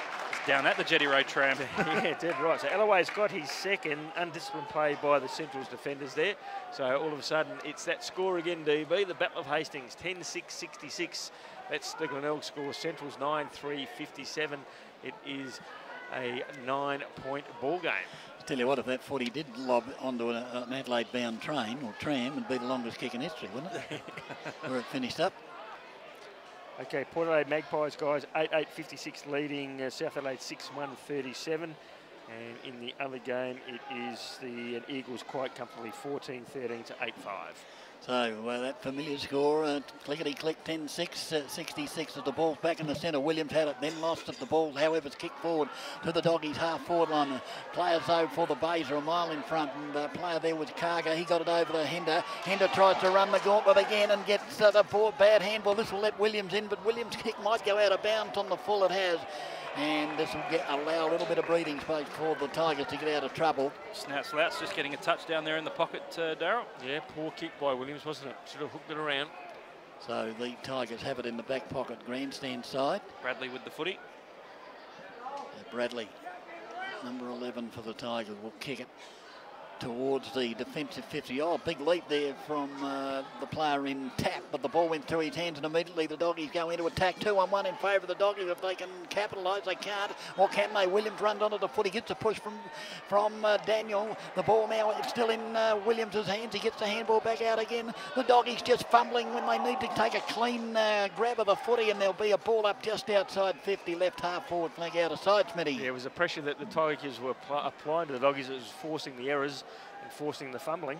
The ball thrown up on the paint of 50. Central's looking for an answering goal to Alloways. Collier wins a hit out inside. Hayden could have been pushed in the back. Yes, he was. So David Hayden will get the free kick. An overzealous attempt at tackle there from Dylan Gamble.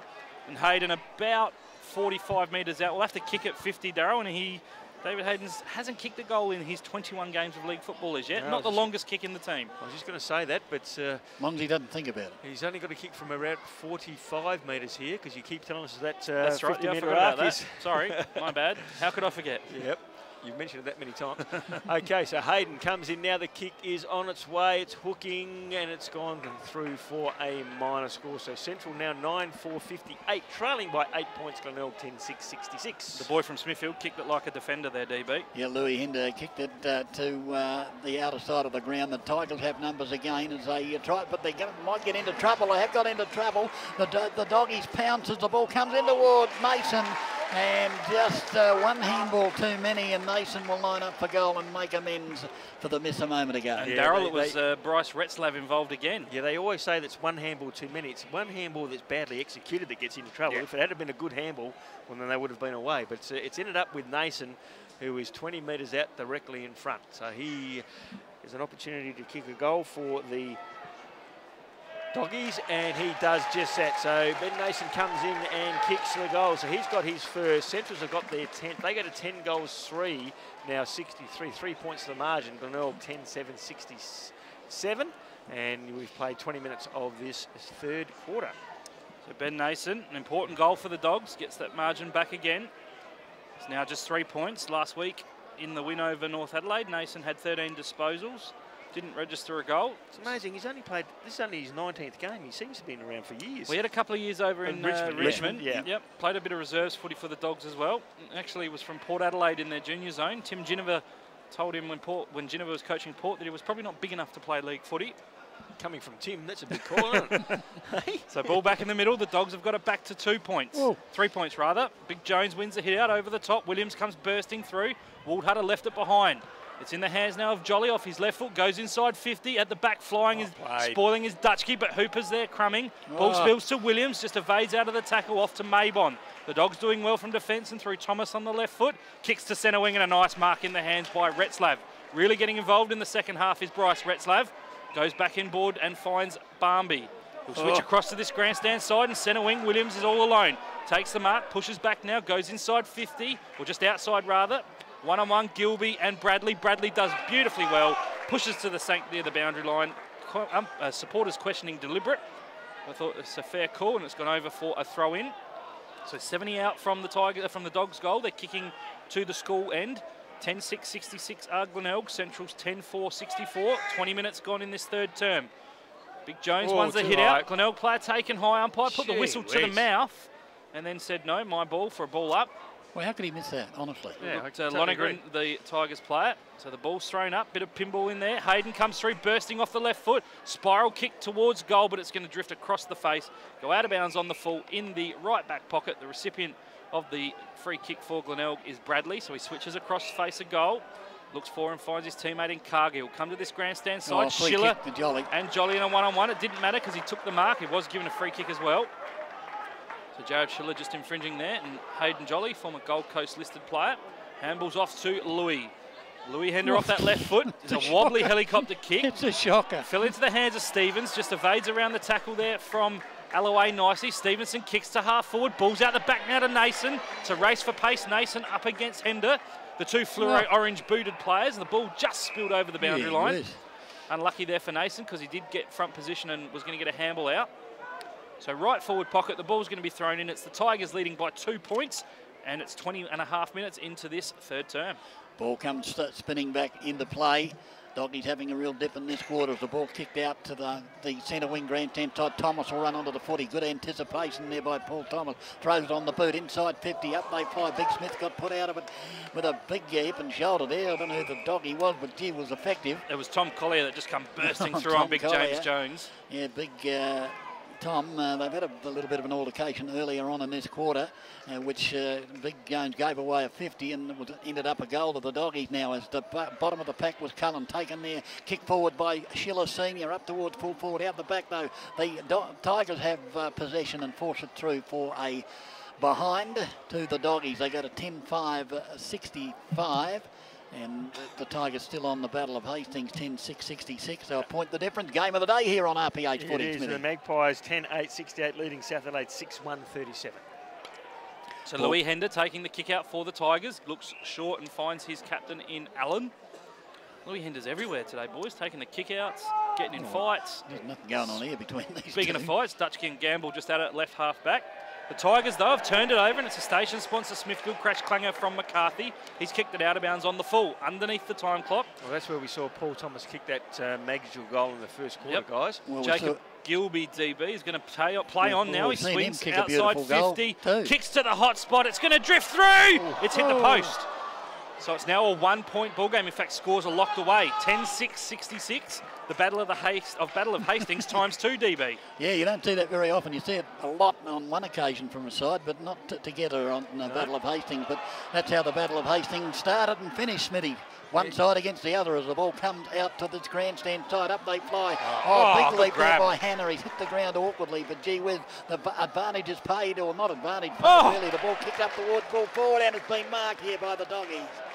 And a good mark there taken by Hill, and he is a good kick for goal, and will go back and kick a goal and put the Doggies in, the Doggies in front, Smithy. Yeah, it was a great shepherd here off the ball by Paul Thomas too to allow that mark to be taken, but Dallas Hill now has marked the ball 25-30 metres out directly in front to give the Doggies the lead. Doesn't matter what he kicks, he'll give them the lead. He kicks it out on the full. Bit of off the ball stuff going on between the two players here on the grandstand side, between Adam Cullen and also Woodall, the two youngsters. Oh, gee whiz. He has missed too, so that's a station sponsor, Smithfield Crash Clanger, just got it in.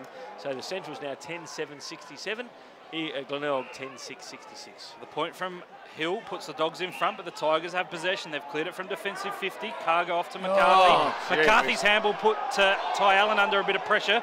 Good tackle from Thomas. The Dogs turn it over. Waldhutter gives to Thomas. He goes inside 50. Was it touched off the boot? Yeah. Player backing back. Gilby does well to burst through the pack. Trying to burst out of defence is Louis Hender. 1-2 with a handball. And the kick's a lovely one. Looks for and finds Clint Alloway. So left half back, Clint Alloway. Been called to play on. Thomas comes in for the tackle. Good turnover. Stevenson for the Dogs. Off to Waldhutter. He's got Dallas Hill in some space. Waldhutter puts the afterburners on. Gets the kick away, but the umpire says holding the ball. He had the player on the outer side. Dallas Hill on his own. Yep. Just all he had to do was kick it to him. So it was an error from Waldhutter, and it's now in the hands of Karga. And at left half-back grandstand side, Jacob Karga has the ball for the Bays. Yes, undoubtedly game of the day. A point the difference here in SA between these two sides, the Tigers and the Doggies. And the Doggies are having a real charge in this quarter. Drew level, and now they lead by a point as the ball goes out to that outer side towards centre wing. Opportunity here for the Tigers if they can pick it up and control it. They do. They bring it back into the centre of the ground, or centre wing on that outer side, taken by Woodall, I think it was. He kicks it up towards half forward. They're in the van here. Kirkby's in the van, and that'll be a free kick anyway. to Roaring advantage. Play on advantage. They can't pick it up, the Tigers, and they've messed it up, and the ball's still in contention out about 10 metres out from the goal. They dive on top of the footy, and they certainly did mess that up. How silly is that? You've got a player who's kicking goals. He's 15 metres out. Why would you take the risk and play on? Unbelievable. Well, I'm sure Nick Stevens is asking the same question, Smitty, as the ball is now in the back pocket and the Doggies out of trouble. Could this be a costly turnover as the ball out towards half back on the outer side? Chance here for Cullen if he can pick it up. He slides, the two players slide in on top of the footy, and there'll be a ball up right half forward flank outer side. Dogs got out of jail there, DB. Did they what? And an error from the Tigers. It was looked like to be Dylan Gamble that just went to take the advantage. Had a fresh area actually in his snap on goal. So right half forward, the ball's been thrown up, trying to burst his way through for the Dogs was Collier. Another pack forms, the whistle's blown rather, and it's a free kick to Ryan Williams. So Ryan Williams played 2 AFL games for Port Power. Will kick long down the centre wing, and judging it nicely is Andrew Bradley. So a good intercept mark there from Bradley. He'll come to centre half back where he looks for and finds Tapp. So Sean Tapp. He's been quiet today, hasn't he? Yep, he's had an up and down year, spent a bit of time in the reserves. He comes to grandstand side and finds Underwood. Paul Thomas standing the mark for the Dogs. Underwood now just assessing his options. He's at true half back here on grandstand side. He chooses to switch it to the outer side and releases McCarthy. Retzlaff chasing him down. McCarthy kicks to centre wing outer side, looks for Bailey. Good spoil over the back though by Hayden. Bailey does well in the second effort, follows up, gets possession. Tries to evade around the McIntyre tackle. Handball over the top, put his teammate in galley under some pressure. The Tigers clear though, again through McCarthy. Left foot kick though, goes to half forward. It's just bounced in the field of play. Now at right half forward for the Tigers, it's a throw in, just short of where the 50 joins the boundary. And we've travelled in this third term, 27 minutes, and it's a 1-point lead to the Bulldogs. But it's in the Tigers attacking half. Not for long though, because Schiller and of the Jared variety clears it to centre wing. Good one-on-one contest. Nason there got the spoil from Tapp. Off the left foot, kicks it inside towards half forward. Retzlaff couldn't quite pick it up. Was he taken when not in possession? Umpire said no. The Dogs go forward now. The handball comes to Waldhutter. He can kick it. He'll keep it low and push it across the face. It was the right option to keep it low there, guys. It was. But just the accuracy wasn't there, but Ward had a good effort. Point to Waldhutter takes the Dogs to 10-8-68. Glenelg are 10-6-66. The Battle of Hastings, 27.5 gone, third term. Yes, and the Doggies you can just feel something happening with the Doggies, Smitty, as the ball comes out to the grandstand side off the boot of the Tiger player there in Bradley. It's gone out of bounds. And you get the feeling that the Glenelg want the siren to come as soon as they can. Darryl felt something last week against North and he was spot on. Let's see whether see if the waters run true again today. So the toss in half forward flank grandstand side for the Doggies. A free kick has been found, and who's it going to go to this time? Maybon for hanging on against the big fella. Against Big Jones, and he should have stayed there because there's nobody on the mark. Oh, gee whiz. And they kicks it up inside the pocket. Gee, that was poor football. Good desperate stuff there in that last night of defence for the Tigers, trying to come through with Ty Allen. He got it over there to Bailey, and they're going to get out of trouble at the moment, the Tigers. That kick's a beauty to Hender, and Hender takes the mark just backward of centre wing. Louis Hender been in everything today, and he's going to go short. The kick's got to be spot on, and he almost put it down the throat of Dutchke. Big Alloway emerges with the footy, then goes into the centre. The mark taken there by, is that Hooper? Looked like Hooper, but I expect him to be up forward. So Hooper's got it in the centre of the ground, and he's going to go back out to centre wing. So why would he go forward there? Well, you know, it's 5 minutes into time on, and he's gone backwards. There's only probably a minute of play left, if that. So he's going to come out to Hender. It's got too much elevation on it. Barmby came through. Barmby, well done if he gets away with it. Barmby's kick up towards half forward. A chance here now for the Doggies. Gilby, he's dragged off. It was the umpire said no. The siren goes for a interesting premiership quarter with the score at three-quarter time. The Doggies 10-8-68. The Tigers have been stuck on the Battle of Hastings for some time, 10-6-66. And in that quarter, the central side managed to kick 5 goals, 5, whereas Glenelg could manage only just 2 goals, 2. So it was a important quarter of football for the central side. They led by 4 points at quarter time. They trailed by 13 at half time. Now a really important win this will be for whichever side does get up, and we see the Tigers already broken into their respective huddles. We see a sea of black and gold coming towards us. Actually, it's impressive outfits they're wearing, isn't it? It is. The gold shoulder pads, look like pads, but the top of their shirts. I don't know if I like this guy down the front here with the black and gold shirt on, and then he's got the sunglasses and the purple cap. He looks a bit out there, doesn't he? He does. Now the doggies... Obviously not a fashion man as far as colour is concerned. I wouldn't have thought so. Purple and black and white black and gold go too well together. Let's just have a look at some of the positioning. We've got Cameron Milne heading back down into defence again, where he's spent all day down there on either Thorpe or Alloway. See where Louis Hender heads. He's heading into the forward line as well. Just wait to see which doggies player picks up Hender. The Williams run it. He likes having a crack at him. Here he goes, look. Oh, yep. Williams is going to Hender, but running with Williams is McNeil. So see what unfolds. McNeil's going over to Thomas. So the final term not too far away in this final term, Darryl. Have a look at this. They've only got two players forward for the doggies. 3 players. The umpire holds the ball aloft. Definitely the final term. The fourth, the final. Okay. Bounce down in the centre, up the ball rises. Oh, big leap there from the Maybon. The ball comes to ground. The Tigers have it momentarily. Comes out towards centre wing. They punch it forward, trying to run onto the footy there. To kick around the body by Hayden. Out comes a Cullen. Went without the footy though. The Tigers have numbers. Bradley runs onto the football. Swings it onto the right boot. He's looking out here for Bailey. That kicks a gem and Bailey takes the mark. Centre wing gives it. Oh, that's a bad handball. He put it at the feet of his teammate, but Bailey's good enough to recover. The handball back out the centre wing. They're just messing around with it. The doggies have pounced and the ball will ricochet. No, it'll come back to the Tigers. Taken by Lonergan. Lonergan now gets the handball. He gets the handball over to his teammate in Pitt. Goes up towards half forward. The ball out the back. Running onto his Kirkby. Oh, he's driven into the ground. Umpires have been paying that, but on this occasion they won't because it's the final quarter, Smitty. No, dead right. There's a bit of action off the ball between the player there, Cummings, for the doggies. Up she goes right on the 50, half forward flank for the Tigers, taken by Pitt. He's tackled there by the younger Schiller. And what's the umpire going to pay here? Free kick over the shoulder against looks like McIntyre. No, it's going over. It's coming back over here to Lonergan against Tim McIntyre. Okay, so Lonergan, who kicks it now up towards the full forward area. The ball out the back. Kirkby runs on it. They tackle him. Couple of doggies pounce, and the ball held to him will be tossed up in that right full forward pocket for the Tigers. Right full forward pocket at the southern end. 68 plays 66. The Tigers are 66 as the ball comes out towards the boundary line and ricochets over for a boundary throw-in. Still inside the 50 in that forward pocket in front of the Snout Slouts. You're on RPH with Fabulous Phil. So right forward pocket, ball thrown back in. Umpire, nice throw in.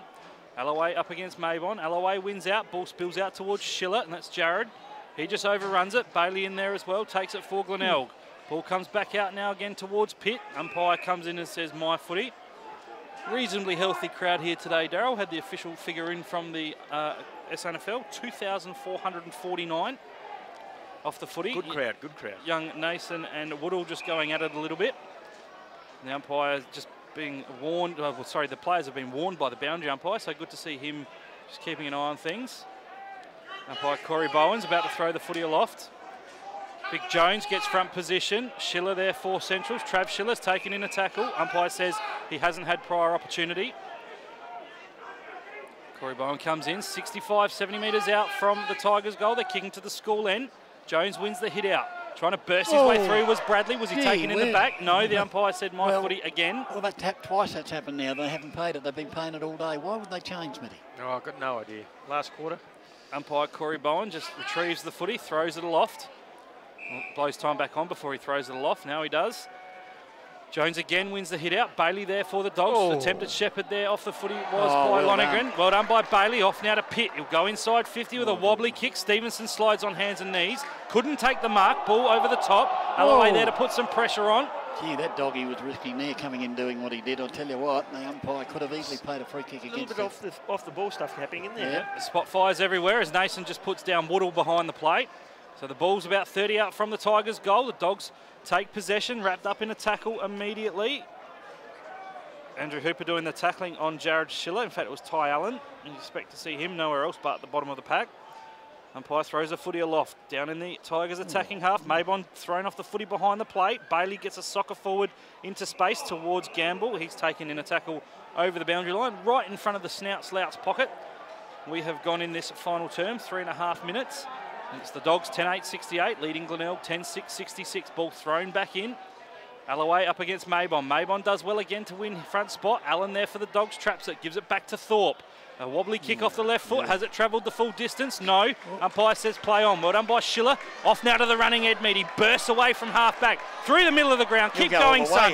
All the way. Through the centre circle now with a kick. He's got another bounce. A handball over the top. No. A kick. He's floored after it.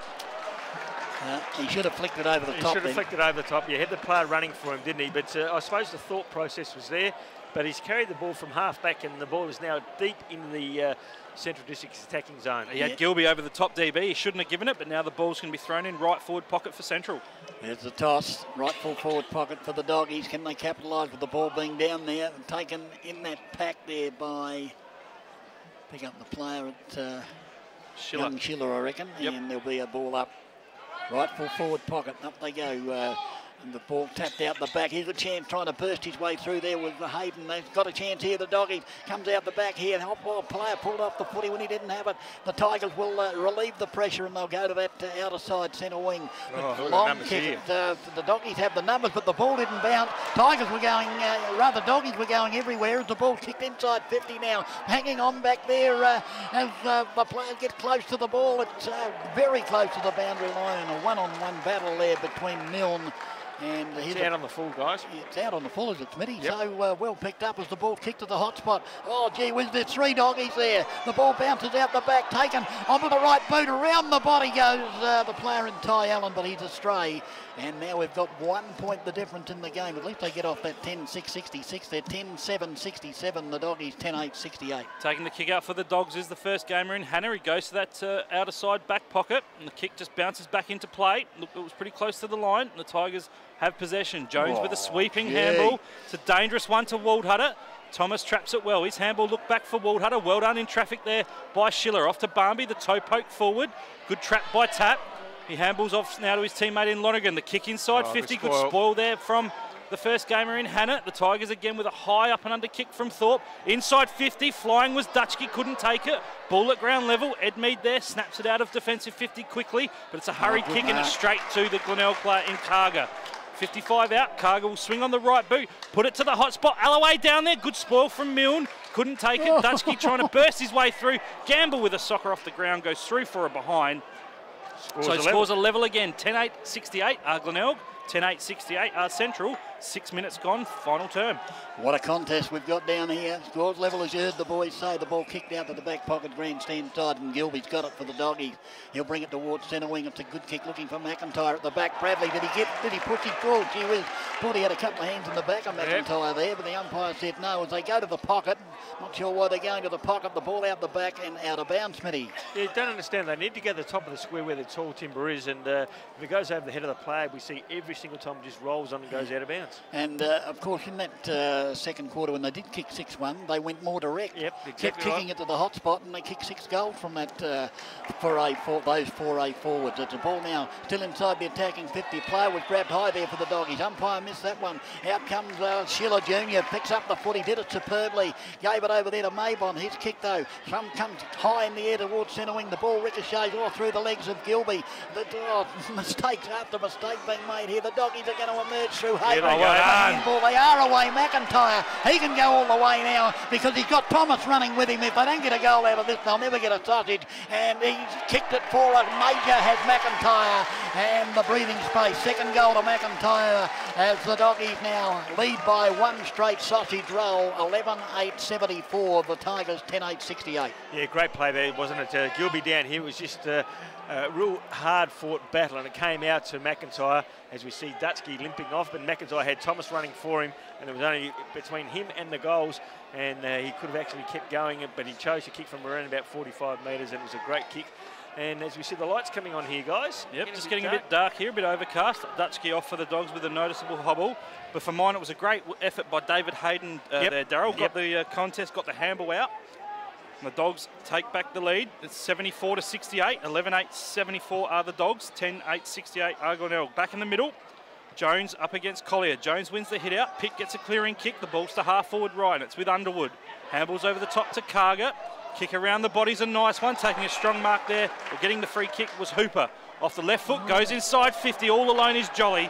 Not sure how someone can get so much space. And Hayden Jolly now, you'd expect, will go back and line up for goal. He's on a slide angle. He's got Louis Hender running around the back, but he's marked at about 47 metres, which is on the pain of so-called 50, so he's going to have to kick at 50, Darryl. He certainly is. So Jolly about 50 metres out, 45-degree angle, kicking to the school end.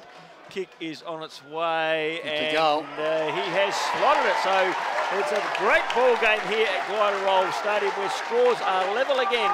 It is 11-8 apiece, and we've played 7 minutes of this final quarter, and we're waiting for someone to break free, but a fantastic game of football here so far. And we were only talking earlier, Darryl, about when your boys are heading down to Mount Gambier with Paul Thomas and Justin McConnell, and I mentioned that he kicked the score to get a draw, and that's the only draw in the history of these two clubs. Now, we've still got, I'd suggest, another 25 minutes of play left, but who knows, DB? You never know, do you? Stranger things have happened. Okay, Serrato, boys, as the ball's back in the centre of the umpire. And a bounce the footy, been bouncing beautifully this afternoon, the umps. See what happens here. Down she goes. Another magnificent bounce straight up. Not easy to do when you bounce it like that. And the ball's back in the centre. Glenelg player had the footy and two doggies pounced. And there'll be another ball up.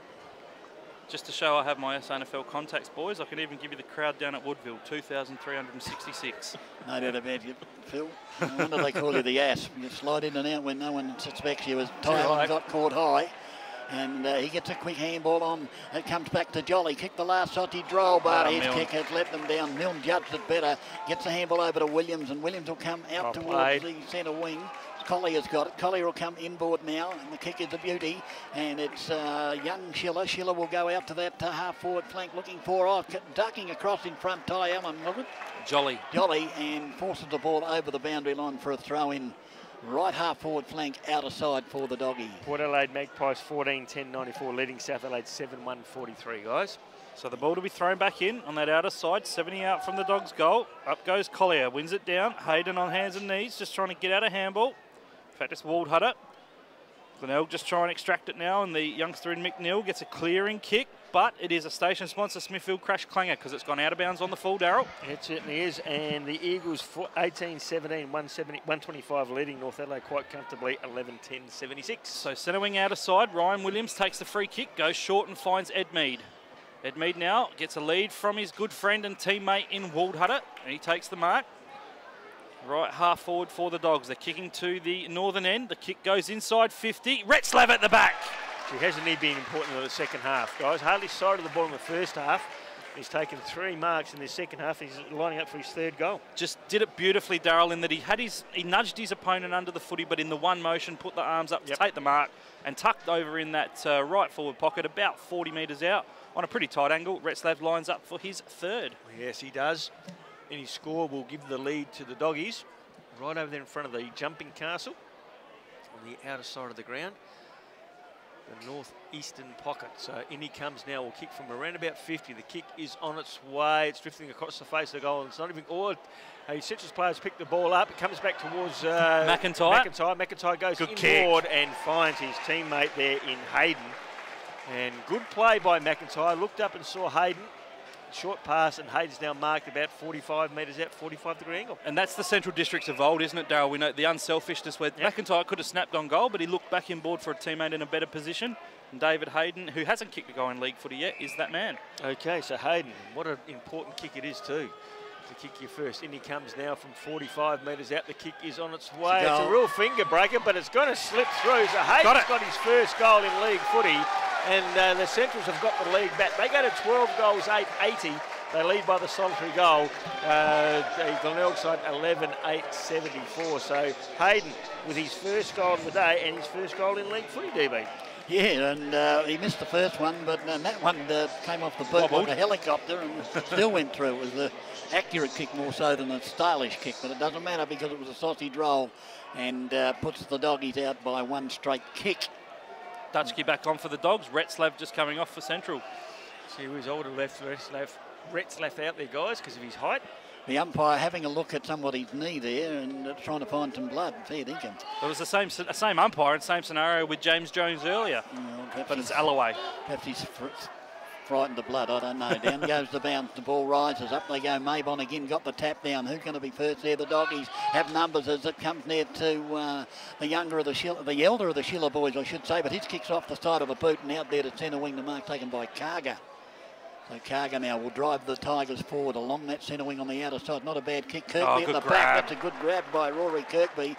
Went back to kick it and then dropped it. Probably a blessing in disguise. I thought he was going to handball it initially, as he's now got it. All he's got to do is bomb it to the hot spot, you would think, and that's what he's done. Anyone there for the Tigers? Up they fly, the bounce down. Who will it favour? There's a couple of Tigers there. One of those is Allen. He gets tackled, goes to ground. Ball held to him. Not prior opportunity, said the umpire. There'll be a ball up about 40 metres out, directly in front of the Tiger goal.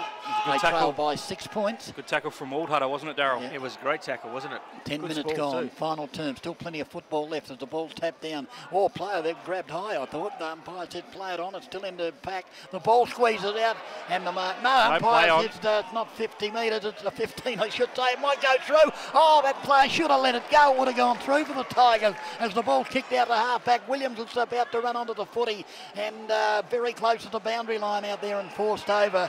And gee whiz, that was going through for a goal.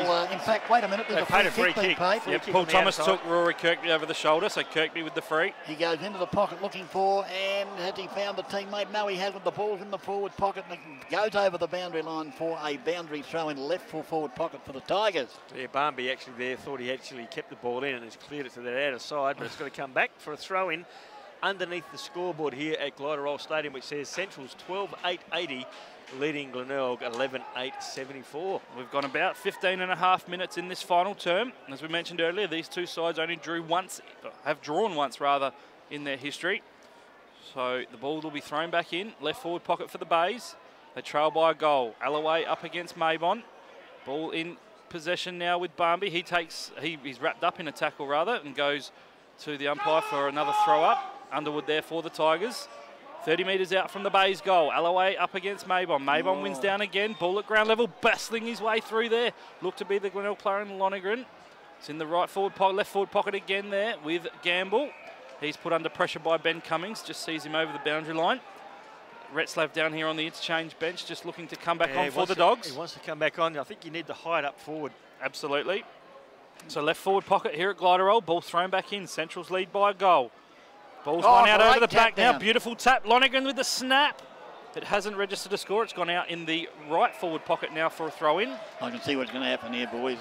Tigers peppering away, and the Doggies will take it straight down. It'll be coast to coast goal. There's nobody backward of the half forward flank. Every single player on the ground is in the forward half for Glenelg, and the ball's going to be thrown in that snout slouch or right forward pocket. Alloway tries to take it out of the contest, trying to burst his way through nicely was Allen. He was taken high. You called it, boys. You mentioned it.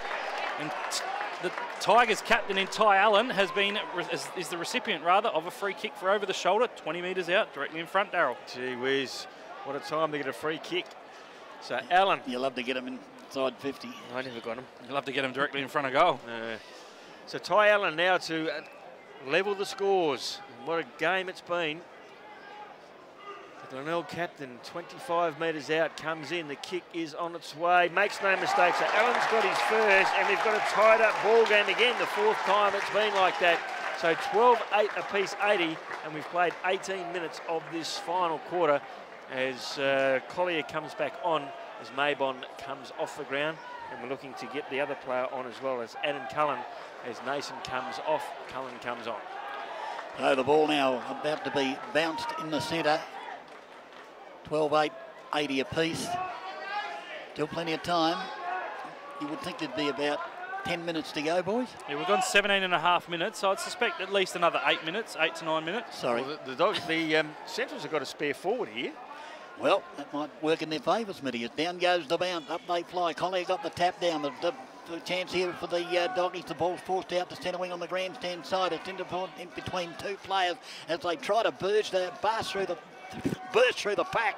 Doesn't happen at the moment. Williams had it tackled, dropped the footy. He got pushed in the back to Ryan Williams. And merging with the footy there was Bailey, but the whistle had gone. But she was appeared to be a push in the back to Williams. No question there was a push in the back to Williams there. No question at all. Up she goes now on the attacking side of the square for the Tigers. Comes down to Schiller Senior. He tries to burst through, but is tackled, and there'll be a ball up. So right on the attacking 50, the attacking side of the square as far as the Tigers are concerned. The ball comes down there and now kick off the side of the boot. Tigers have numbers. It comes to Bailey. Bailey's handball's good. Gives it over to Jolly. I don't know what Jolly was doing, but he just threw it on the boot and it's gone out of bounds on the full. Yeah, station sponsor Smithfield Crash Cleaner there, DB. That was a shocking kick. Yeah, Cummings now, what the thing is, you just don't give the doggies the footy at stages like this because they will capitalise. It comes to Collier. His kick's not the best though. It's out to that half-back flank. They've got numbers out there. Have the doggies ends up with Barmby. Barmby now will go to that centre wing off the right boot there, up towards half forward. The ball thumped over the boundary line for Bradley. A throw in between centre wing and half forward. Outer side now for the Dogs. As we about to tick into time on 12-8-80, 12-8-80, both sides. And you're on RPH with the Asp. So the ball thrown in, right half forward for the Dogs. Alloway just gets rid of his opponent there in the ruck contest in Collier. Ball at ground level. I thought he was going to ping him over the sausage then. Thomas in there for the Dogs. Getting up off the bottom of the pack looks to be Pitt. Umpire Corey Bowen says my footy. So Alloway wins the hit out again, but it's only as far as Jared Schiller. Gets out of handball to his captain in Thomas. The short pass inside 50. Retzlaff on the lead. Oh, takes it in the right forward pocket. No, he's got to go back and score. He's got to go back and have the shot, guys. He's tucked away right in the right forward pocket, Darryl. He's about 45 metres out. Well, last time he missed everything. He did. From the same spot. Well, he's looking actually to give off here. And he's now decided he's pointed to the goals. He's going to have a shot, so I'll pass to you, Darryl Smith. Retzlaff.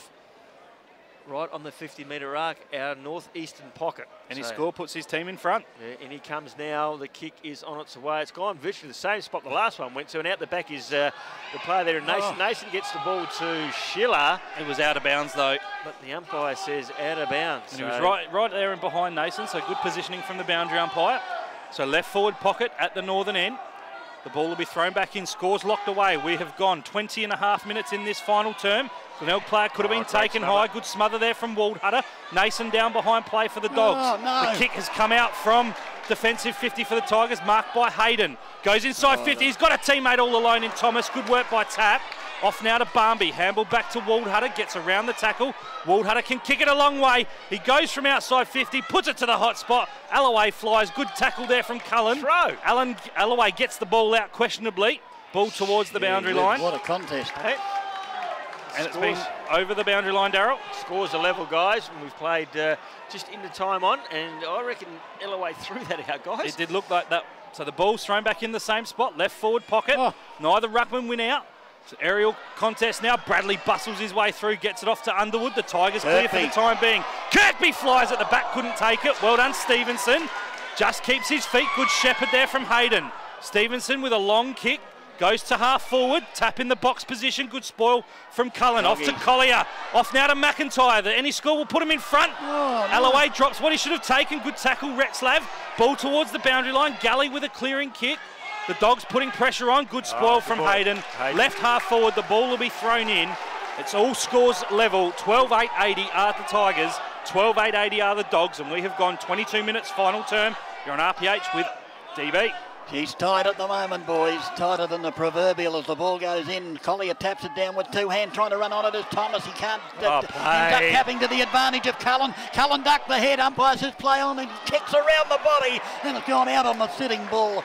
It'll be a relieving kick to the Tigers' back pocket grandstand side. Gives Glenelg possession. Yeah, and then they will go to that outer side. And there's a player loose out there. I can't pick him up in the shadows. He's going to come out towards the centre wing, and the lead is on.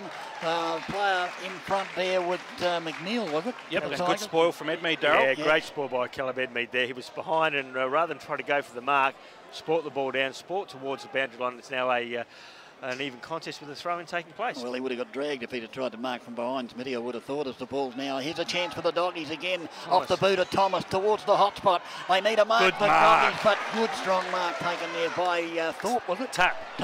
And Tap it was. The ball now out towards half-back. Williams is about to converge on Ty Allen. They slide over the boundary line for a throw-in. Half-forward flank grandstand side for the Doggies, who are definitely having a crack here, but at the moment the Tigers holding them at bay. So left half forward, the ball will be thrown back in. Umpire Dylan T tosses it in over his shoulder. It's down the scoring end for the Doggies. Big hit out from Jones. Trav Schiller tries to burst his way through.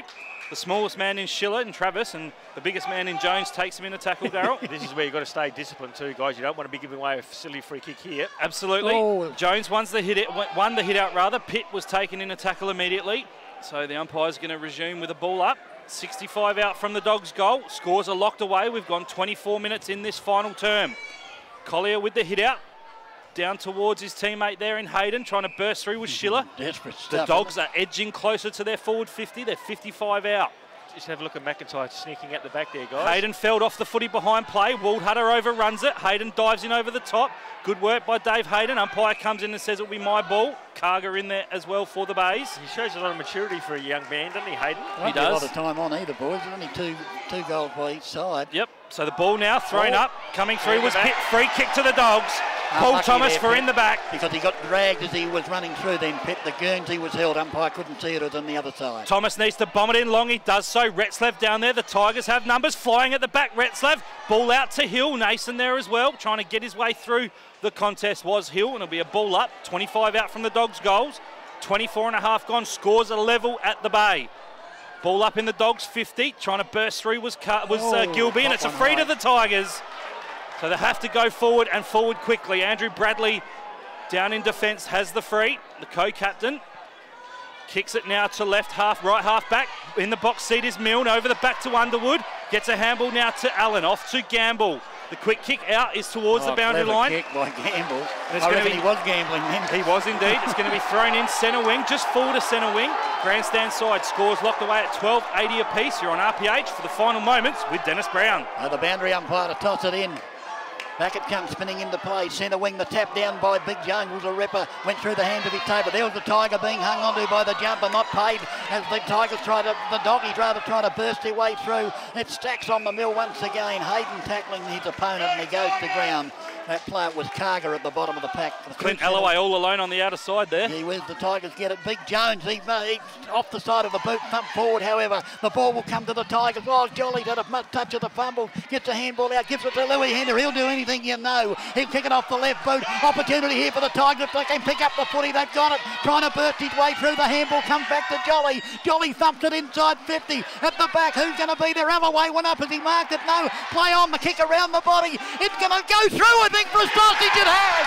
A goal to the Tigers. We're trying to pick up the player. I think it was Carger who kicked the goal, but it bounced and had a bit of top spin on it, Darryl Smith, and it's rock and rolled through. The Tigers lead by one straight goal, and we've played 5 minutes of time on in this final term. And what a game here at Glenelg Stadium. What a game, of course. And you mentioned Carger, but I don't know if the player in the goal square actually got his foot to it. Well, as he Carger came. was the player in the Right. goal square. I reckon he might have been the one to kick it through, Darryl. Okay, so he's actually socketed the ball through and given the lead to the Tigers. So they now lead by one straight goal. 86 plays, 85 minutes of time on gone.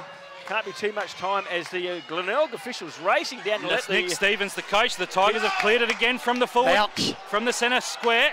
Alloway at half forward. The Dogs desperately need to get it in attack. Hannah there for the Dogs. Great tackle from the Tigers. Good forward pressure from them. I reckon they might be home now, boys. There's only surely a minute or so left. We've gone 27 minutes in this final term. Can't be much time on. Glenelg, after having scores locked away for a good 6 or 7 minutes, they've hit the front by one goal. We're in half forward for Glenelg. Oh, free In there kick for the umpire. Dogs is Edmead. Ducks his head under the footy. Kicks towards centre wing. Thorpe there for the Dogs. Kicks it to half forward. Flying early there was the player in Hooper. Handball over the top came from Pitt off to Bailey. Tries to get around Barmby. Spills to ground. Coming through is Hayden. Pushes it towards the boundary line. Well, you'd think the result here now can only be a Glenelg victory or a draw. That's right. So right half forward, right in front of the Snout-Slouts. They'll be very happy with how the things are going at the moment. Ball will be thrown in. There can only be seconds left. Alloway wins the hit out. It's now with the Dogs through Barmby. His kick was partially smothered by Pitt. Ball towards the boundary line. Gamble and Waldhutter see it over the line. It's going to be thrown in. 70 out from the Tigers' goal. Again, young Woodall and Nason just going at it off the footy. Have to question the tactics of young Woodall there. Yeah, why would you do that? It seems a bit silly, to be honest. But anyway, it's with the Tigers in half forward. They're up by a goal. There's only a minute or so left, surely. Alloway dives, puts his head over the footy. Coming in over the top was Schiller. We'll have a secondary ball up.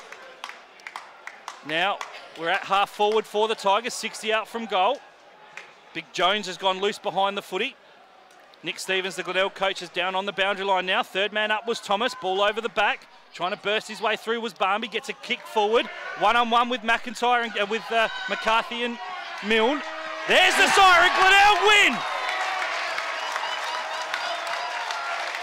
The Tigers win in a thriller. Scores were locked away for a long part of that final term, and Glenelg, with a goal through Jacob Karga, have won a fantastic contest here at Gliderol. Glenelg 13-8-86, Central Districts 12-8-80. And what a thriller, Daryl Smith. You have the goal kickers. Oh, it was a thriller indeed, guys. And when you see that the Tigers were up by, they were down by 4 points at quarter time, up by 13, down by 2, and eventual winners by 6 points in a fantastic game of football. It was magnificent. And DB actually, I think it might have even predicted that at three-quarter time. Goal scorers for Glenelg. Hooper got 4, 2 there to Joseph Alloway, and then singles to Thorpe, also Karga, Allen, and also Woodall. For the central side, you've got 2 to McIntyre, 2 to Collier, 2 to Retzlaff, and then singles there to Gilby, Thomas, Nason, Hill, Ryan Williams, and also Hayden. So a magnificent game of football here, and it's a victory to the Tigers by 6 points, 13-8-86 to 12-8-80, as the players out there, and good to see all the reserves players out on the ground too, guys, being part of this team. So what we'll do is we'll quickly go back to the studio, we'll come back and we'll wrap up this game here on 5 Up Each.